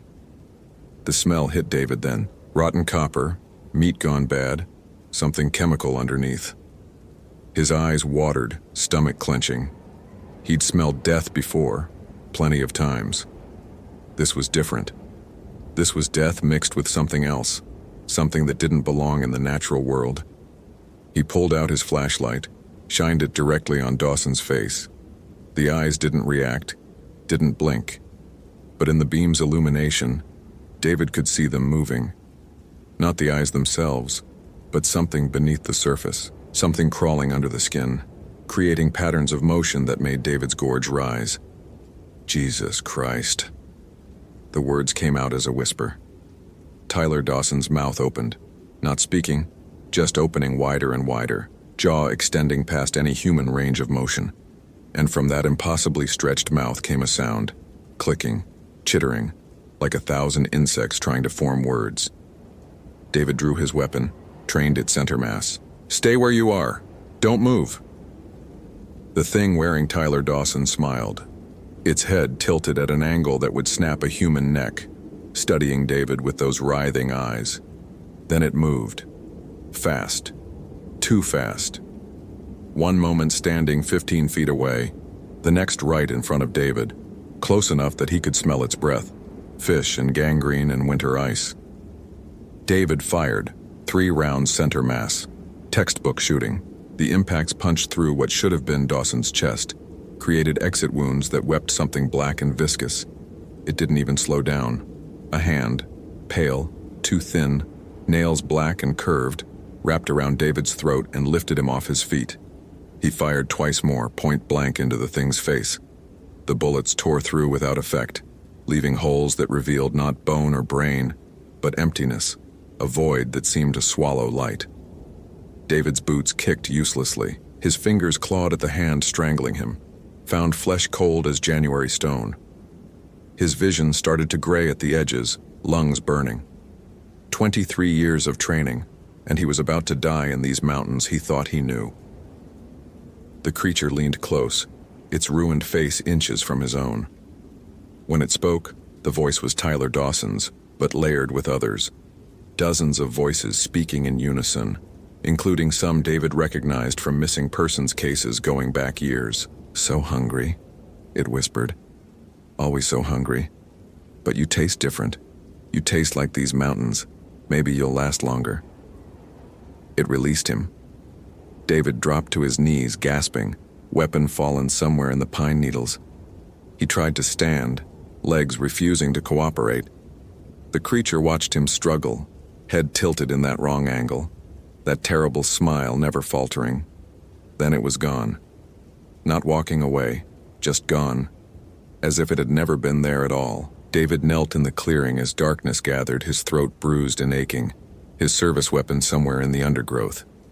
Everything he thought he knew about these mountains, about wilderness search and rescue, about the natural world itself, all of it felt like a child's story now, a comfortable fiction that had just been violently torn away. He found his gun after several minutes of searching, hands shaking so badly he could barely hold it. The Glock held 3 rounds. He'd fired 5. The magazine showed 11 remaining. Impossible, but there it was. His radio sparked to life, sudden and clear.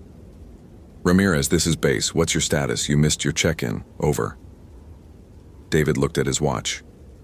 19:23. Somehow, 3 hours had passed. He had no memory of that time, no sense of where it had gone.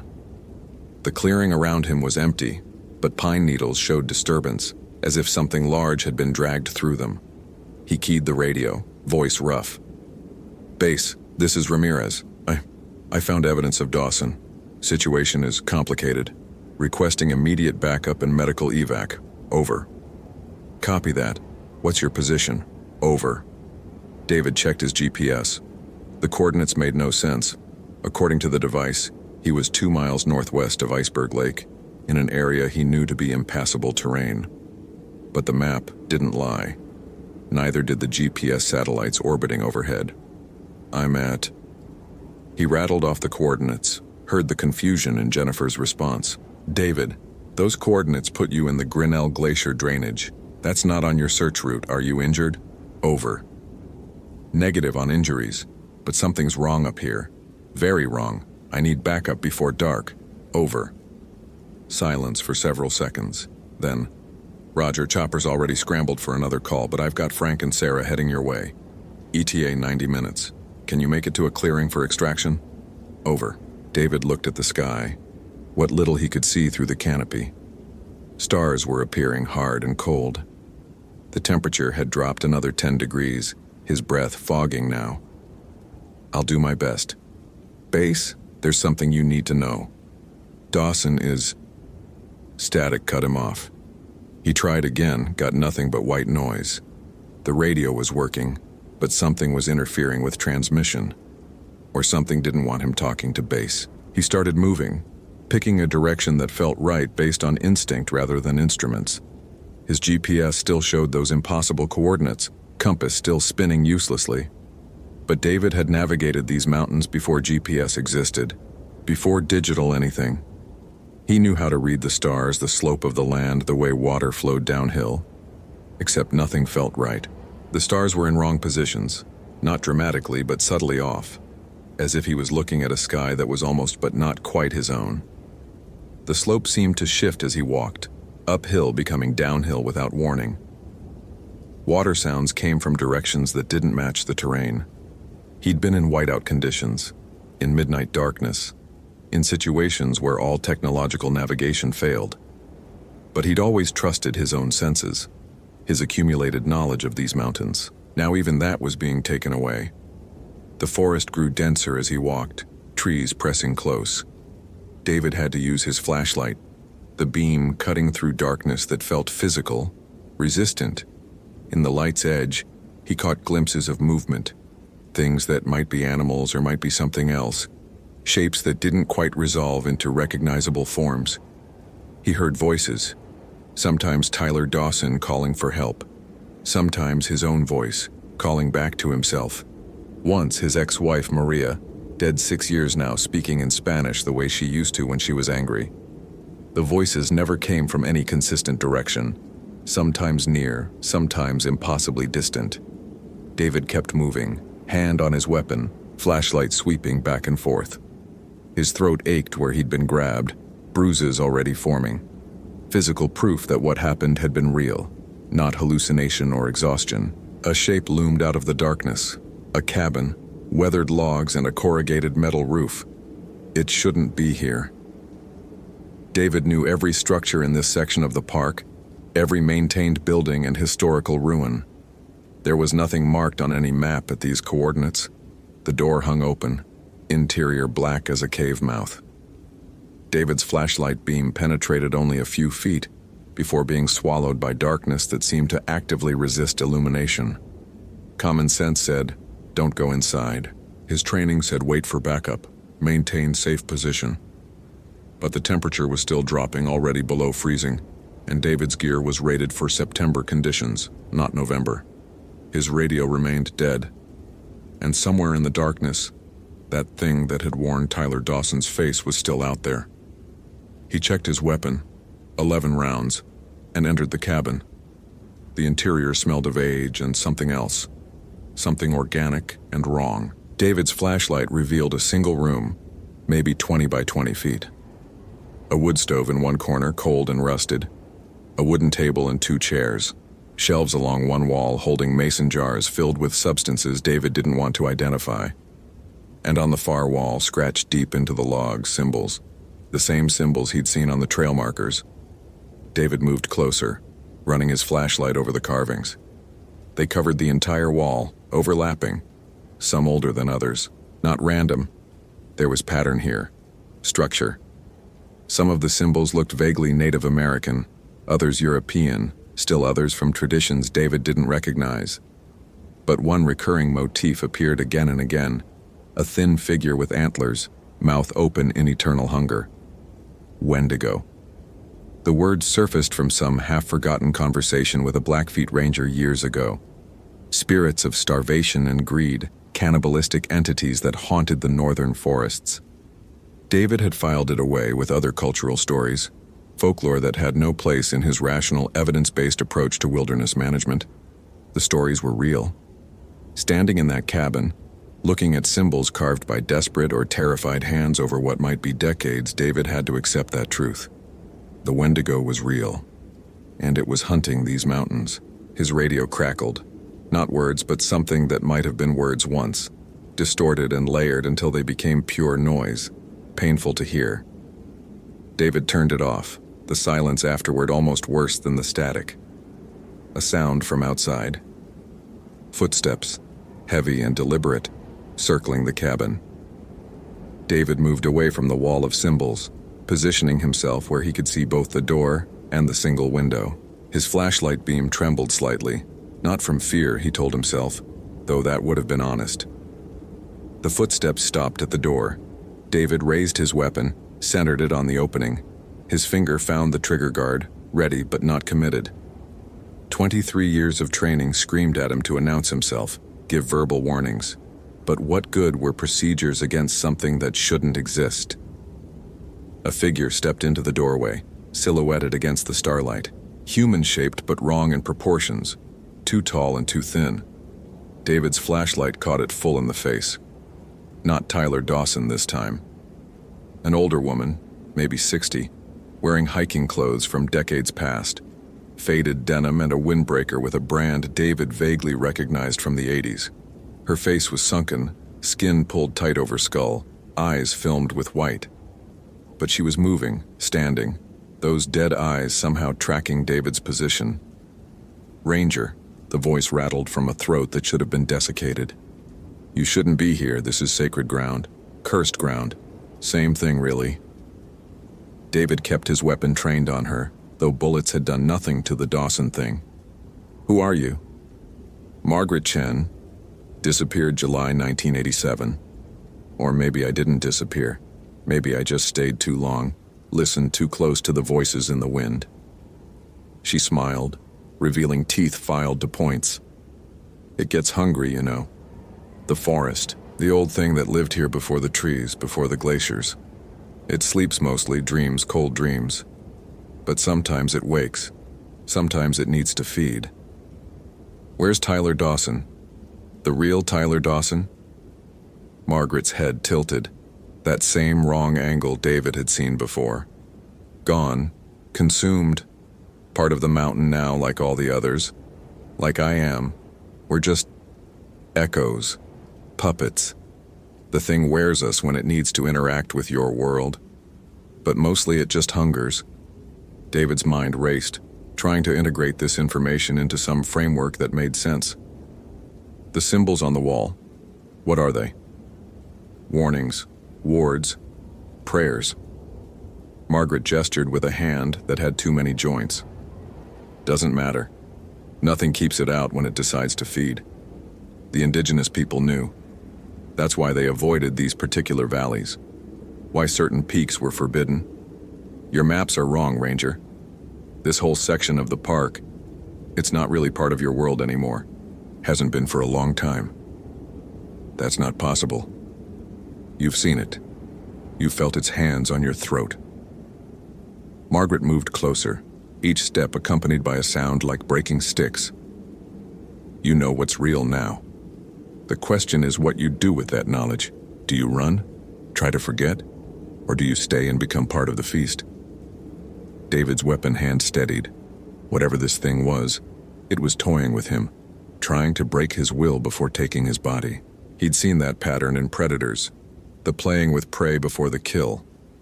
But he was still armed, still mobile, still thinking, not prey yet. "I'm walking out of here, and I'm taking anyone who can be saved." Margaret laughed, a sound like wind through dead leaves. "There's no one left to save, but you're welcome to try. Makes the hunt more interesting."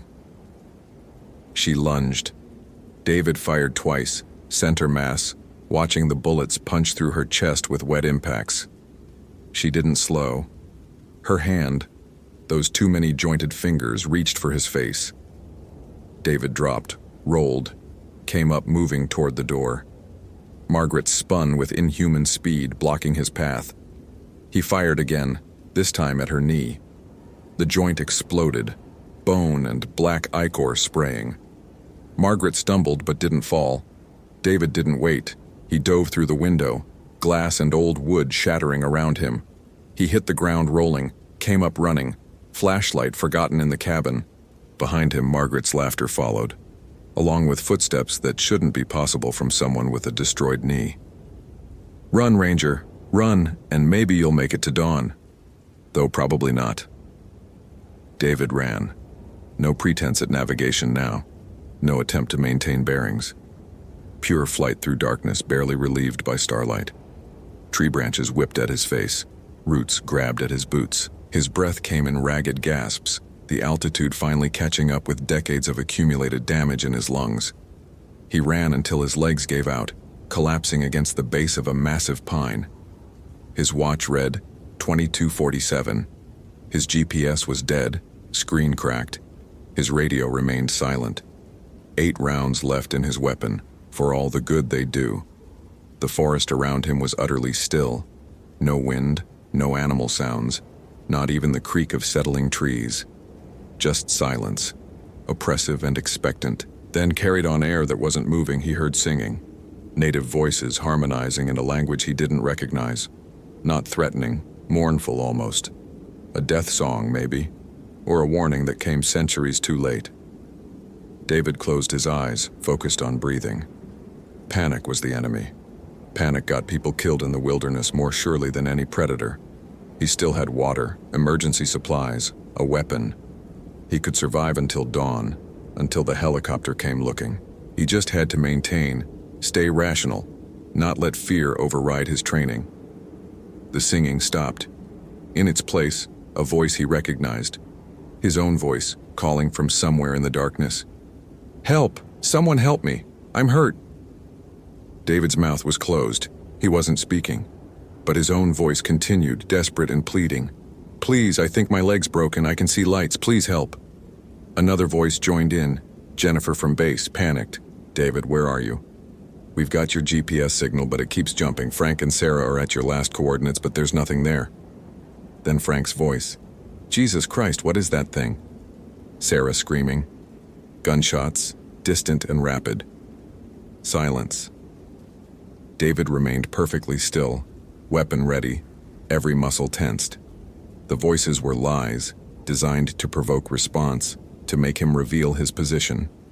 Standard predator tactics, elevated to supernatural efficiency. His own voice called again, closer now. "Marco?" Despite everything, despite knowing it was a trap, David almost responded. The old childhood game, calling out in darkness, trusting that someone would answer. Polo. But he bit down on the word, kept silent. Footsteps approached. Multiple sets from multiple directions. David could see nothing in the darkness. His flashlight lost in the cabin, moon not yet risen. But he could hear them circling, closing in. A figure emerged from the trees, then another. And another. 6 in total, all wearing the faces of people David had searched for over the years. Some recently missing, others from cases going back to his first season as a ranger. All dead, all animated by something that spoke through them in chorus. "You're alone now," they said in perfect unison, their voices blending into something inhuman. "No backup coming, no rescue. Just you and us and the mountain. It's hungry, Ranger Ramirez. It's always hungry, but we can end this quickly if you let us. No more running, no more fear, just sleep." David raised his weapon, knowing it was futile but refusing to give up. "Fuck you." They moved.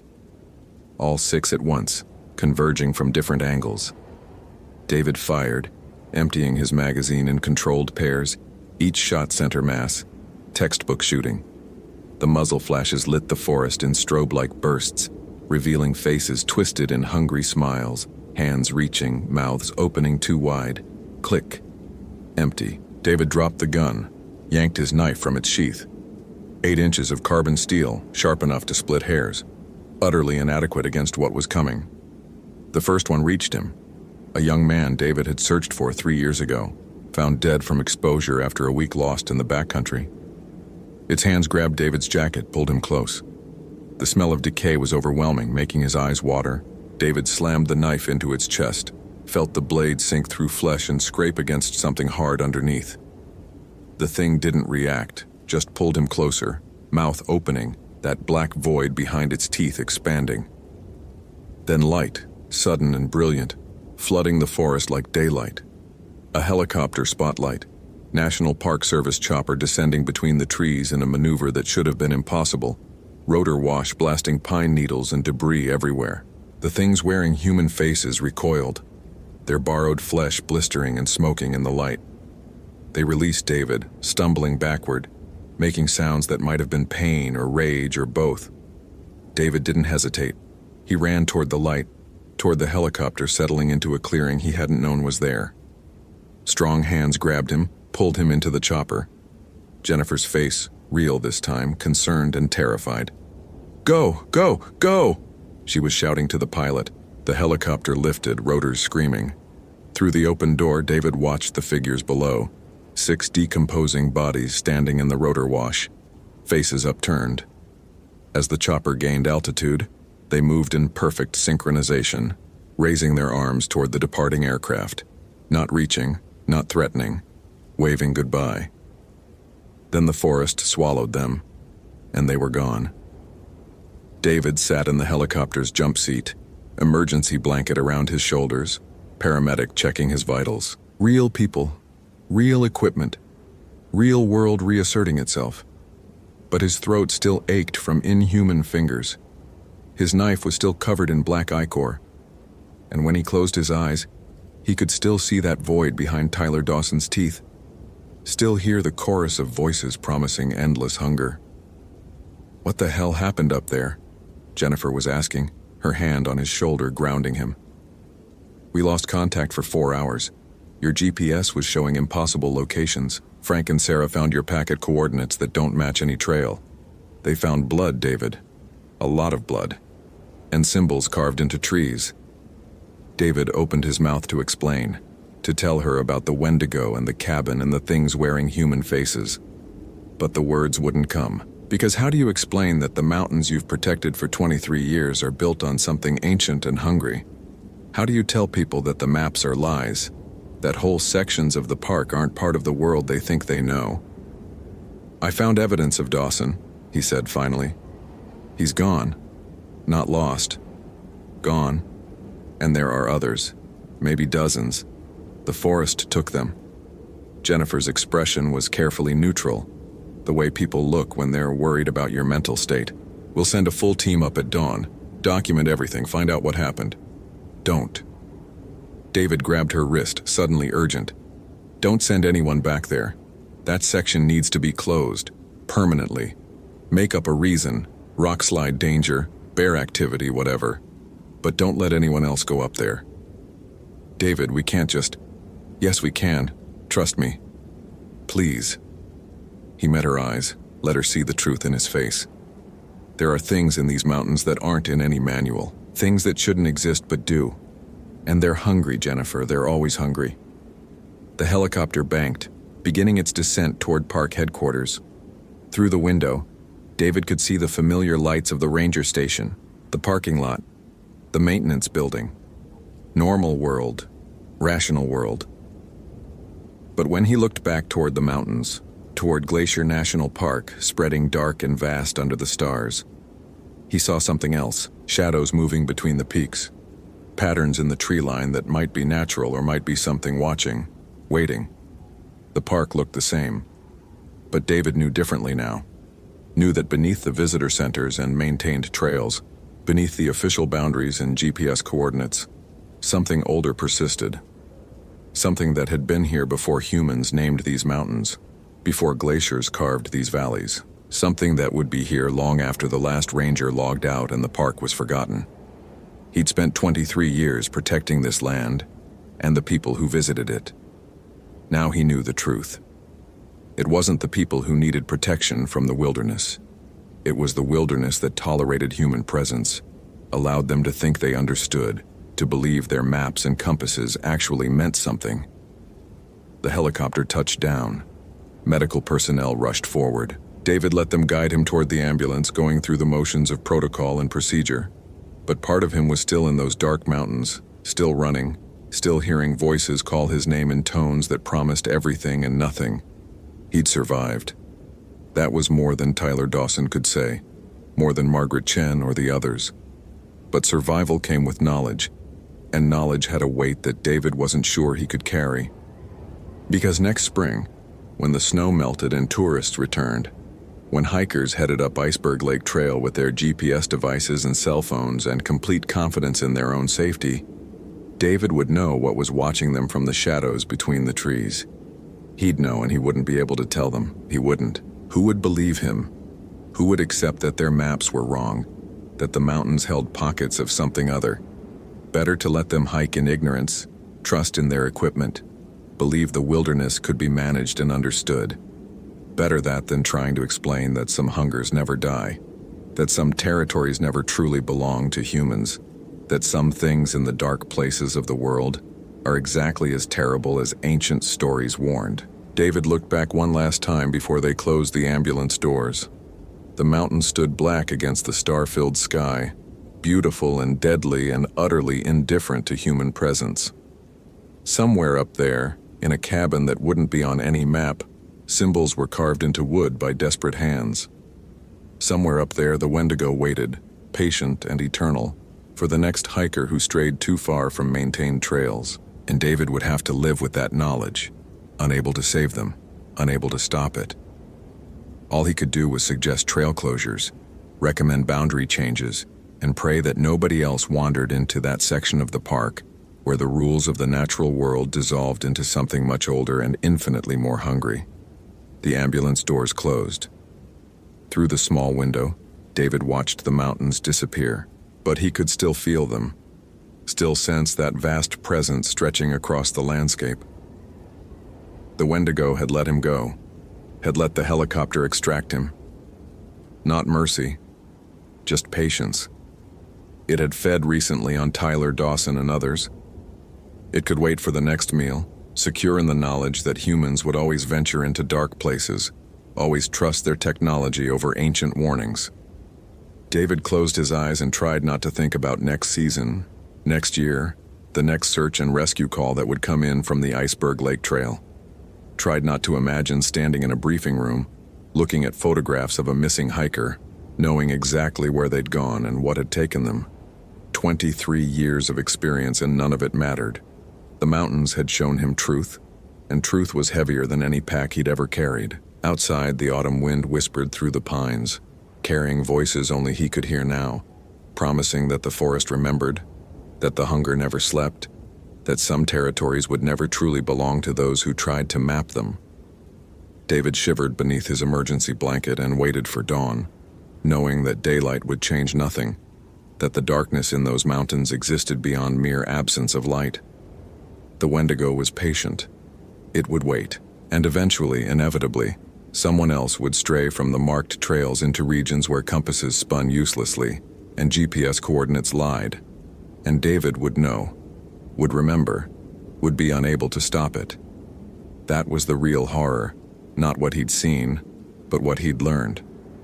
That the wilderness only pretended to be understood, that the maps were comfortable fictions, and that beneath the veneer of civilization and technology, older powers persisted, patient and hungry, and utterly indifferent to human laws.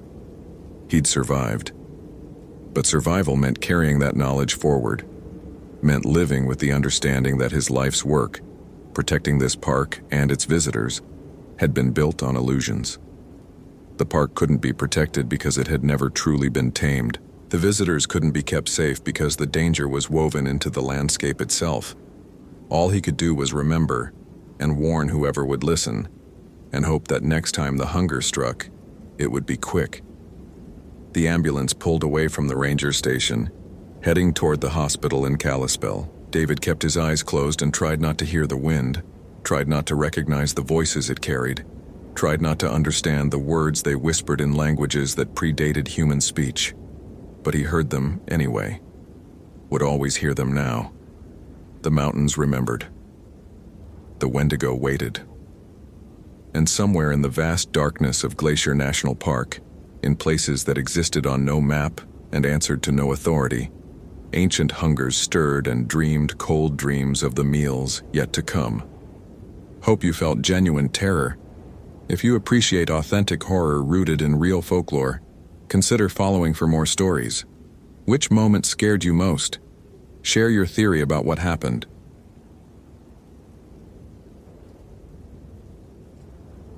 The tree bark had been stripped in perfect spirals for 40 feet up the trunk, something Daniel Kowalski knew was anatomically impossible for any animal in the North Cascades to accomplish. He stood at Thunder Creek Trail's mile marker 7, staring at the Douglas fir while his mind cataloged and rejected explanations. Bears stripped bark vertically, following the cambium layer. Mountain goats scraped horizontally. Porcupines left tooth marks. This was neither. The spiral pattern was precise, mathematical, like someone had used a lathe on living wood. 40 feet up. The lowest branch was at 60. Daniel set down his pack and pulled out his Garmin eTrex GPS, noting the coordinates. 48.6719 degree N, 121.0547 degree W, elevation 3,147 feet. He'd worked as a ranger in North Cascades National Park for 6 years, the last 3 assigned to the Thunder Creek drainage. He knew these woods the way other people knew their childhood homes. This tree had been fined 2 weeks ago during his last patrol. The October air carried that particular crystalline quality that preceded the first serious snowfall, clean and thin in his lungs. He photographed the tree from multiple angles with his department-issued Nikon, then took bark samples, sealing them in evidence bags with hands that wanted to shake but didn't. Years of graduate work in forestry before the recession had driven him into public service had trained him to observe, document, hypothesize.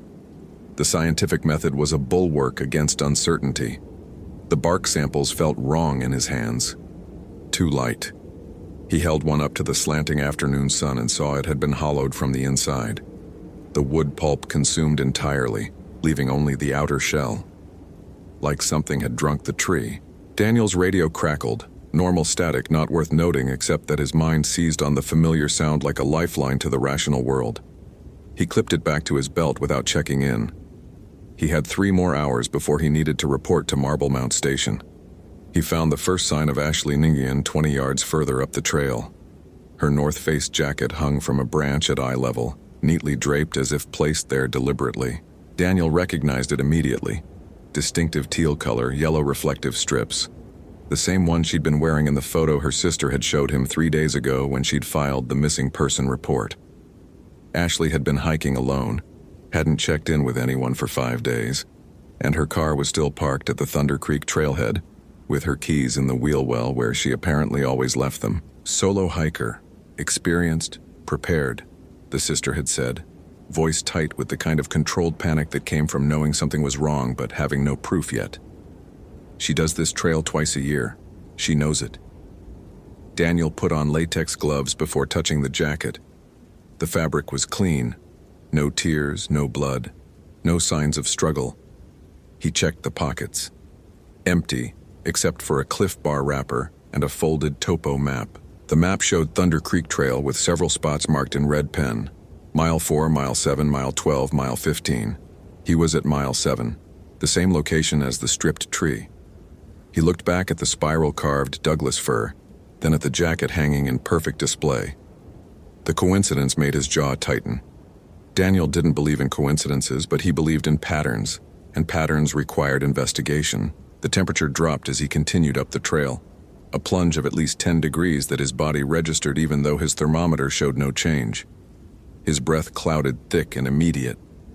The Douglas firs gave way to mountain hemlock, their dark branches heavy with silence. No bird calls. No squirrel chatter. The absence of sound was absolute in a way that wilderness never was, even in winter. At Mile 12, he found the second marked location.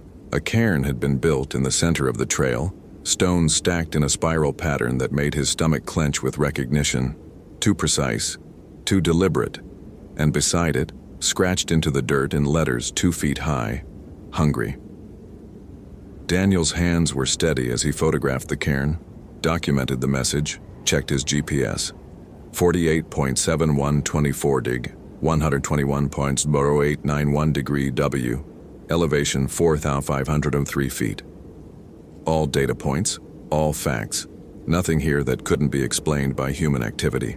Ashley could have built this herself, could have written the message before whatever happened to her happened. Except the scratches in the dirt were too deep. He knelt and measured them with his finger, 4 inches into packed earth studded with rock. You'd need a tool for that kind of depth, something metal, something strong. And the edges of each letter were smooth, almost polished, as if worn by water over centuries rather than carved hours ago.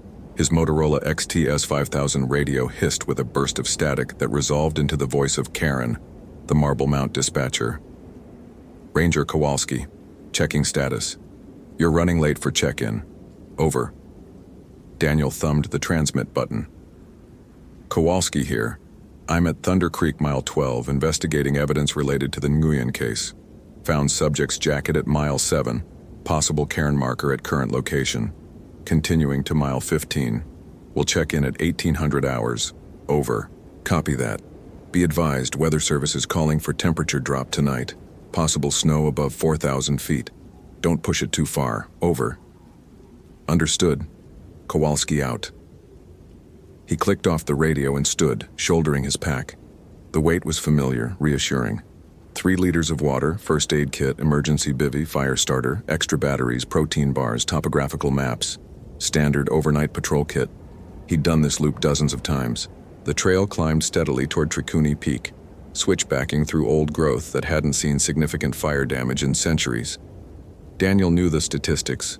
North Cascades National Park encompassed 504,654 acres, 93% designated wilderness, hosting approximately 20,000 visitors per year across all regions.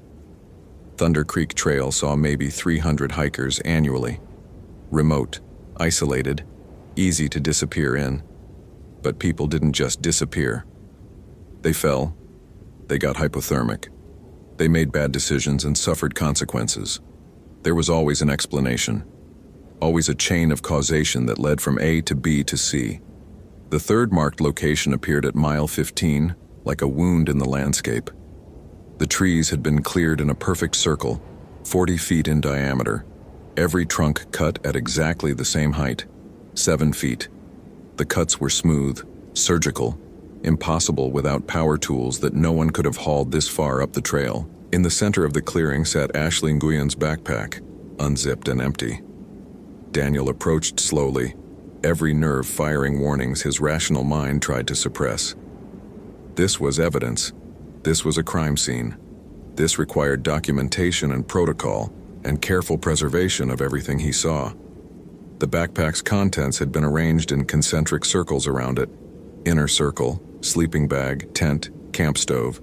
Middle circle, clothing, neatly folded. Outer circle, food packaging, emptied, every wrapper and can and bag torn open and licked clean.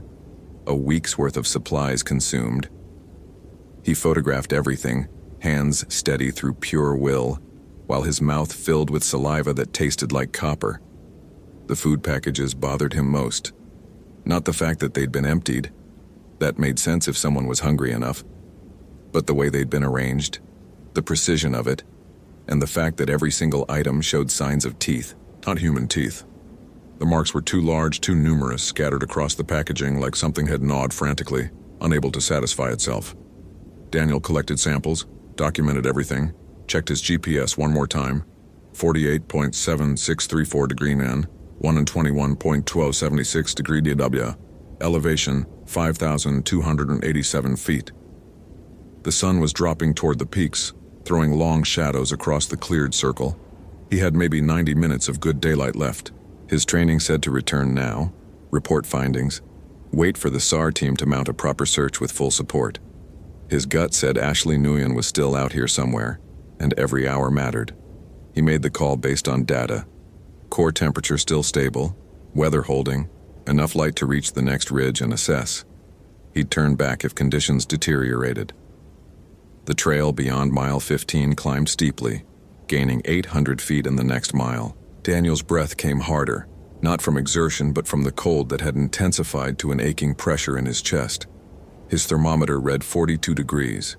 It felt like 20. He found the blood at Mile 16. Not a lot, just a smear across a boulder beside the trail, dark and oxidized but recent enough that his field test confirmed it was human.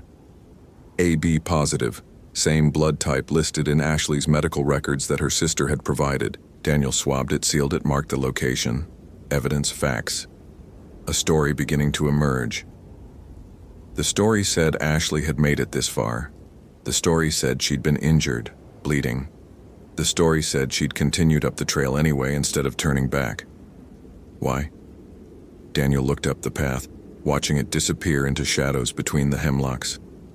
The silence pressed against his ears like physical weight. No wind, no animal sounds, nothing. He noticed the trees here were damaged, not stripped like the spiral Douglas fir, but marked with deep gouges that ran parallel to the ground, 4 or 5 lines together, spaced like fingers.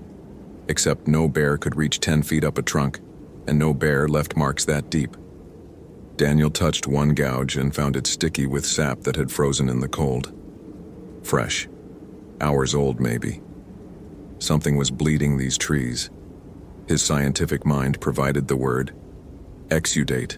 Trees produced resinous sap in response to injury, a defense mechanism against pests and disease. But this was wrong. Too much sap, and it had a smell, sharp and organic like decomposition, that made him pull his hand back and wipe it on his pants. The radio crackled again. Ranger Kowalski, 1800 hours check-in. Respond. Over. He checked his watch, 6:03 p.m. He'd been hiking for 7 hours. Kowalski here, currently at mile 16, still investigating. Found human blood, AB positive, consistent with subject. Trail markers and evidence suggest subject continued upward. Requesting permission to proceed to mile 17, terminus of maintained trail. Over. Static. Long pause. Then Karen's voice, tight. Negative, Kowalski. Weather's turning worse than forecast. Temperatures dropping to teens tonight. You need to return to station. We'll mount full SAR at first light. Over. Daniel looked up the trail. Another mile. That's all. 1 more mile to where the maintained path ended and the true wilderness began. If Ashley had gone beyond that point, SAR would need specialized teams, possible helicopter support, days of searching. Copy. Returning to station. Kowalski out. He clicked off the radio and stood still in the gathering dark, listening to nothing. Then he heard it. A voice, distant and thin, calling from higher up the mountain. Not words exactly, more like the shape of words, the ghost of human speech drifting through the trees with the first needles of snow that were beginning to fall. Daniel's analytical mind categorized the sound.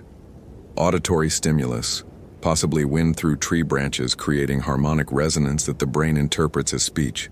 Possible explanation? Rational. But he knew what he'd heard. Someone was up there. He started climbing. The trail deteriorated rapidly beyond mile 16, maintained path giving way to rough scramble over loose scree and exposed roots. Snow fell harder, fat flakes that caught in his eyelashes and melted against his neck. His headlamp carved a narrow tunnel through the dark. Everything beyond its reach an absolute void.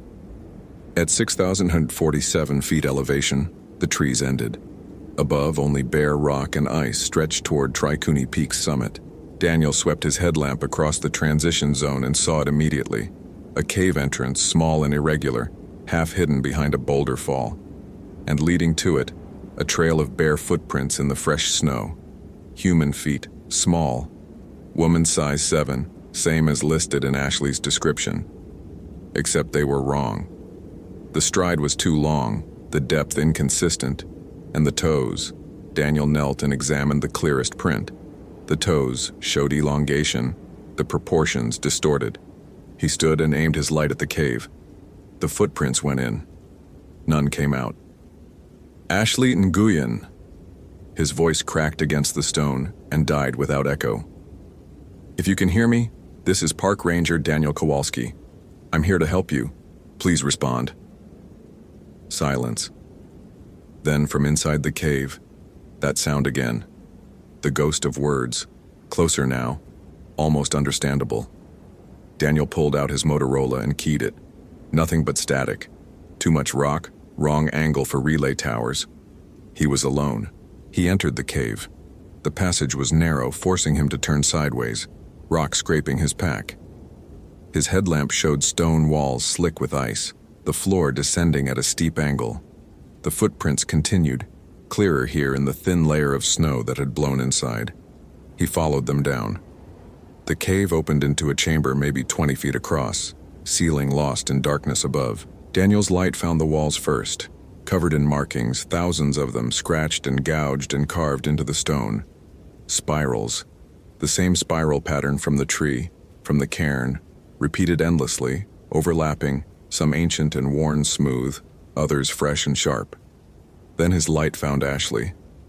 She sat against the far wall, naked, her skin waxy and pale as rendered fat. Her eyes were open, tracking his light. Her mouth moved, forming words without sound. Oh, Jesus. Daniel dropped his pack and rushed forward, already pulling out his emergency blanket, his med kit. Ashley, I'm Ranger Kowalski. I'm going to help you. Can you hear me? Her lips kept moving, not words, chewing motions, rhythmic, constant. Her jaw worked, but nothing came out. Daniel wrapped the emergency blanket around her and checked for vitals. Pulse present, but thready. Body temperature far too low. His digital thermometer gave an error reading below its minimum threshold of 90 degrees. She should be dead. Hypothermic victims didn't stay conscious at these temperatures. Ashley, can you understand me? Blink if you can hear me. Her eyes fixed on his face. She blinked once, twice. Her chewing mouth kept moving. I'm going to get you out of here. We need to get you warm. Can you walk? She shook her head slowly, and for the first time Daniel saw what his light had missed. Her legs were wrong. The proportions were stretched, elongated. The knees bent backward in a way that made his stomach lurch. Not broken, reformed. The bones had curved and reshaped into something that wasn't quite human anymore. His scientific mind tried to process it. Impossible skeletal reconfiguration. No disease or injury pattern consistent with observed deformation. No rational explanation. Ashley's mouth opened wider than it should have been able to, and she spoke in a voice that sounded like wind through a frozen tunnel. So hungry. Daniel scrambled backward, his headlamp beam jerking across the cave. His hand found his radio automatically, muscle memory, even though he knew it was useless. The static hissed like laughter. Ashley stood. The motion was fluid and wrong, her elongated legs straightening with joints that bent in too many places. The emergency blanket slid off her shoulders. In his headlamp's beam, he saw that her torso had thinned, her ribcage visible through skin that looked stretched over a frame that had grown too large for it. I tried not to, she said, and her voice carried a horrible note of apology. I tried so hard, but it wouldn't stop. The hunger wouldn't stop. Daniel's back hit the cave wall. His hand closed around his canister of bear spray, the only weapon he carried. Ashley, we can get you help. There are doctors, specialists. I ate it all. Her head tilted at an angle that human necks couldn't achieve. Everything I brought. Then I found the deer. Then the rabbit. Then... She took a step toward him, that horrible backward bent leg folding and extending. It's never enough. I'm never full. Do you understand? Never. The last word came out as a shriek that bounced through the cave and split into harmonics that sounded like multiple voices screaming at once. Daniel's training dissolved. Every hour of classroom instruction, every protocol, every procedure meant for bear encounters and lost hikers and medical emergencies. None of it covered this. His body made the decision his mind couldn't. He ran. He scrambled back through the narrow passage, pack abandoned, bear spray still clutched uselessly in his hand. Behind him he heard Ashley, the thing that had been Ashley, following with a skittering sound of too many joints bending, moving fast. He burst out of the cave into the snowstorm that had intensified to near whiteout conditions. His headlamp showed him only swirling white, the trail invisible. He ran anyway, down the mountain, boots sliding on loose scree, arms windmilling for balance. The scientific part of his brain, still trying to function, noted that he was making every mistake. Running at night, in a storm, on dangerous terrain, panicked and disoriented. He fell hard, knee-slamming rock, and slid 15 feet before catching himself on an exposed root. Pain shot through his leg, bright and clarifying. He forced himself still, listening. The skittering had stopped. The only sound was wind and his own ragged breathing. Daniel aimed his headlamp back up the slope, nothing but snow and stone, and the dark mouths of scattered boulders. Then he saw the eyes, reflective, glowing amber in his light, far too high off the ground. watching him from 40 feet up a sheer rock face where nothing should be able to stand. He scrambled to his feet and kept moving, forcing himself into a controlled descent instead of blind flight. His knee protested but held. His headlamp battery indicator blinked yellow, less than an hour of light left. The tree line appeared like salvation, the hemlocks emerging from the snowstorm with their dark, sheltering branches. Daniel crashed through the threshold and immediately felt the temperature shift upward, the wind blocked by the forest canopy. He stopped behind a massive trunk, chest heaving, and checked his GPS. 5,234 feet elevation. He'd descended over 1,500 feet. Mile marker 15 was another 2 miles ahead. If he could reach the cleared circle, reach Ashley's campsite, he'd have open ground, visibility, maybe a chance to what? His radio didn't work. His emergency beacon was in his pack, abandoned in the cave. His only chance was to keep moving down, get to lower elevation where radio contact might be possible, call for extraction. A sound reached him through the trees, chewing. Wet and rhythmic, the crack of bone, the tear of tissue. He swept his light toward it and saw nothing but forest. The sound stopped. Daniel! His name spoken in Ashley's voice, but from 3 different directions at once, the syllables broken and scattered. Daniel, Dan, Daniel, Daniel, Daniel, Daniel, and Daniel, and Daniel, and Daniela, and Daniel.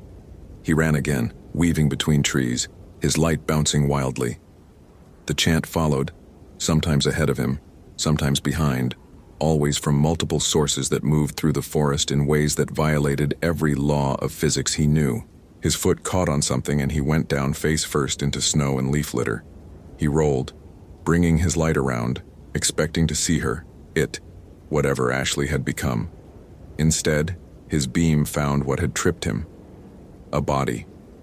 Male, wearing the tattered remains of a park ranger uniform, face frozen in a scream, ribcage torn open and empty. The name tag was still attached to the shredded jacket. Martinez. Daniel's mind supplied the information automatically. Ranger Carlos Martinez reported missing 5 years ago while on solo patrol of Thunder Creek Trail. Search called off after 3 weeks. Presumed dead due to exposure or fall. Body never recovered. The body had been here for 5 years, being fed on. Daniel could see it in the marks on the bones, the spiral scratched patterns gouged into frozen flesh, the evidence of something returning again and again to feed. He lasted almost 2 months. Ashley's voice came from directly above him. Daniel looked up and saw her clinging to a tree trunk 20 feet overhead, body folded in impossible angles, face elongated into something that was no longer even remotely human. The hunger made me strong enough to catch him, but he was too afraid. His meat turned bitter with fear. Yours will be better. You're trying so hard to understand. Your thoughts taste like copper and winter. Daniel's hand, operating on pure instinct, raised the bear spray and pressed the trigger. The stream shot upward, catching her, full in the face. The shriek that followed wasn't remotely human. It was wind and branches breaking and ice splitting and 1,000 other natural sounds compressed into a voice of pure rage. The thing that had been Ashley fell from the tree, limbs flailing, and Daniel didn't wait to see where it landed. He ran. His headlamp died at mile marker 12, the battery finally giving out. He kept moving by feel, one hand on his compass, the other extended to catch himself when he stumbled. The forest was absolute darkness. Snow still falling, covering his tracks even as he made them. The chewing sounds followed him, sometimes close, sometimes distant, a constant reminder of what hunted him through the dark.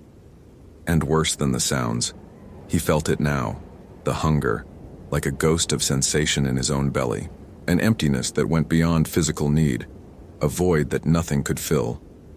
His scientific mind, still struggling to function, presented the word his cultural education had always dismissed. Wendigo. Algonquian legend. A creature of insatiable hunger, created when humans resorted to cannibalism during winter starvation, transformed into something that could never be satisfied no matter how much it consumed. The more it ate, the hungrier it became, locked in an eternal cycle of need. Myth, folklore, cultural narrative to prevent cannibalism taboos. except he'd seen it. Seen Ashley transformed, her body reshaped by something that operated outside the laws of nature he'd built his life around. His foot hit something flat and hard. The trail. Actual maintained trail with gravel and drainage and survey markers. Mile marker 11 appeared in the darkness like a pale gravestone. He grabbed it and used it to orient himself downward. The hunger grew stronger. Daniel realized with mounting horror that he could feel where Ashley was, the presence of her hunger like a beacon in the dark, drawing him even as he fled. The connection was forming, the thing inside her reaching out to plant its seed in him, the whisper of what it would be like to never be full, never satisfied, never enough.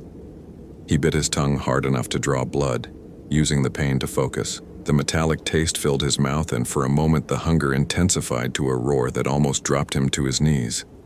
No.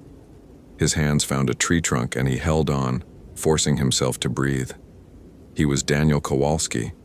He had a master's degree in forest ecology. He knew the Latin names of every plant species in this park. He knew soil composition and fire succession patterns and wildlife migration routes. He knew real, measurable, documented truth. But he also knew something else now.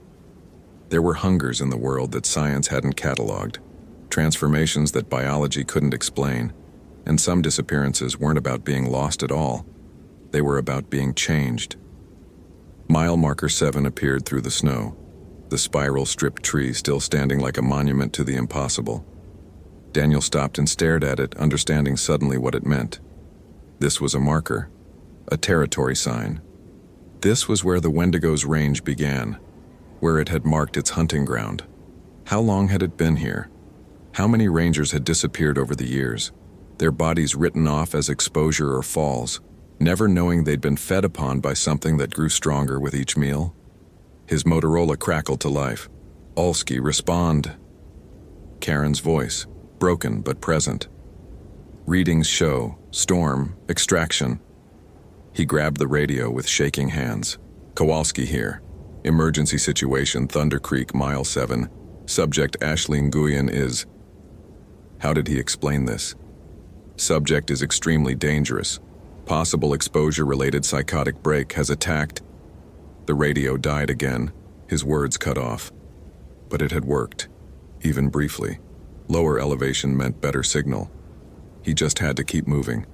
Mile marker 5, 4, 3. Each number brought him closer to the trailhead, to his truck, to civilization and electric lights and other people and all the things that couldn't possibly coexist with what he'd seen. The hunger was fading. Or maybe he was just learning to live with it. That gnawing emptiness that promised to grow with each passing hour unless he fed it. Fed it, so feed it, thungry soul, hungry, never full, never enough. Daniel bit his tongue again, harder. Blood filled his mouth and he spat it into the snow. Mile marker 1 appeared, and beyond it the parking area, and his truck, and Ashley stood in the middle of the trail. Not the transformed thing from the cave. Ashley, as she'd looked in the photo her sister had showed him. Petite, athletic, wearing her teal North Face jacket with yellow reflective strips. Her face was human, her body proportioned correctly, her eyes reflecting his emergency light with normal human brightness. "Please," she said, and her voice was hers. No wind tunnel resonance, just the desperate plea of someone lost and alone. "Please don't leave me here. I'm so scared. I don't know what's happening to me." Daniel stopped 20 feet away, every muscle locked in conflict. His analytical mind presented the data. Possible temporary reversion, psychological manipulation, predator mimicry to lure prey. His human heart said, "This is Ashley Nguyen, 26 years old, graduate student in environmental science, someone's sister, someone who came to these woods for peace and found something that unmade her." "Ashley." His voice came out surprisingly steady. "I can't help you, not like this, but I can make sure others know, make sure this doesn't happen again." Her face crumpled. No, please, I just need food, just a little food, and I'll be okay again, I promise, just let me..." She blurred into motion, impossibly fast, the human disguise shredding away as her body elongated, and her jaw unhinged and her legs bent backward with a sound like wet wood splitting. Daniel had his radio in his hand. He threw it as hard as he could, watched it arc through the falling snow, watched Ashley's head track it automatically, predator instinct following movement.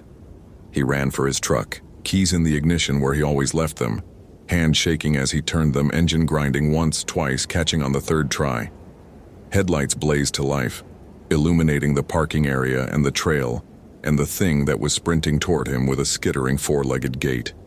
Daniel slammed the truck into reverse, tires spinning in fresh snow, then forward, then accelerating down the Forest Service road as fast as he dared on the icy surface. In his rearview mirror, he saw Ashley standing at the edge of the light, her elongated form swaying, before the darkness swallowed her completely.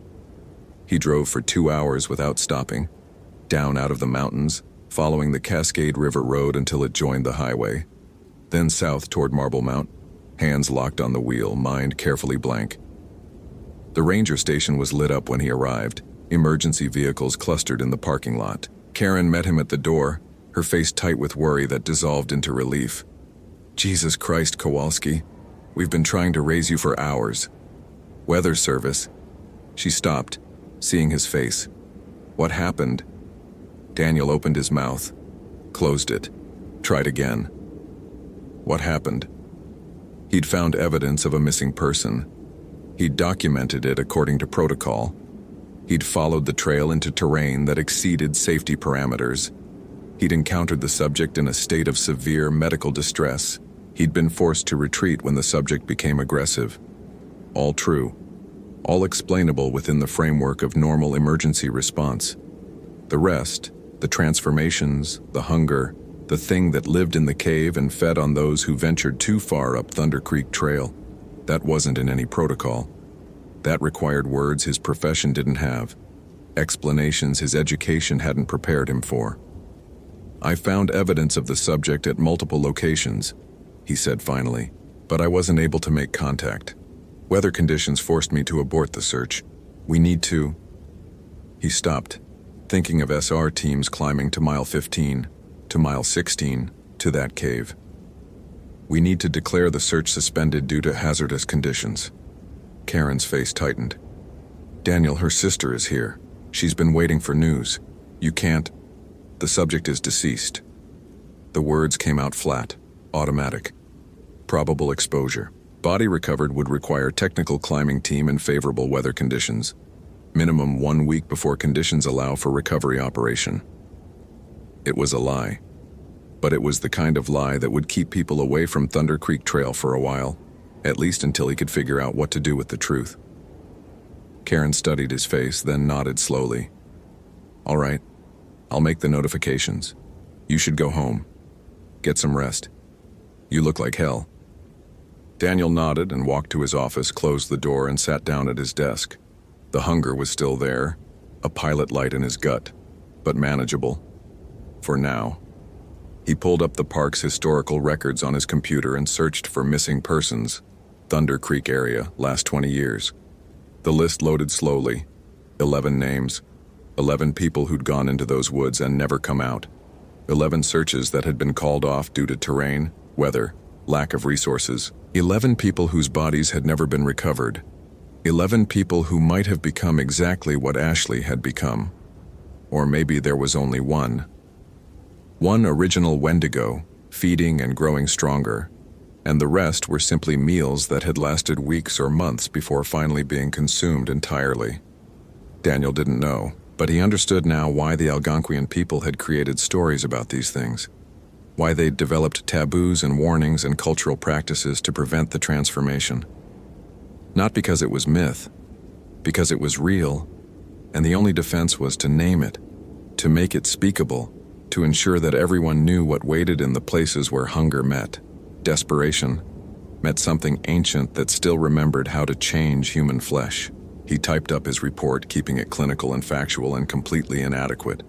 Then he pulled out a piece of paper and wrote something else, something that wouldn't go in any official file. "To whoever reads this, don't go beyond mile 15 on Thunder Creek Trail. Mark it closed. Fence it off. Tell people it's dangerous terrain, unstable rock, whatever lie keeps them away, because something lives there. And it's always hungry, and once you feel that hunger yourself, you'll understand why this is the kindest warning I can give you. He folded the paper and put it in his desk drawer, along with all the other things he couldn't say in official reports. Then Daniel Kowalski went home, ate 3 meals worth of food, and still felt empty. He reported to work the next day, and the day after that, and every day following, watching hikers set out on Thunder Creek Trail, watching them come back safe and satisfied, watching and waiting for the day when someone would venture too far and he'd have to make the same decision he'd made last night. Lie, and protect them from a truth they weren't ready for. Or tell the truth, and watch them go up the mountain anyway, because some hungers were too strong to be denied. The spiral-stripped tree was still there at mile 7. He checked on it every patrol. The marking was clear to anyone who knew how to read it. Beyond this point, something waits that will hollow you out from the inside, drink the marrow from your bones, and transform you into a hunger that can never be satisfied. But most people don't speak the language of warnings. They see a beautiful trail, a challenging climb, an adventure into wilderness.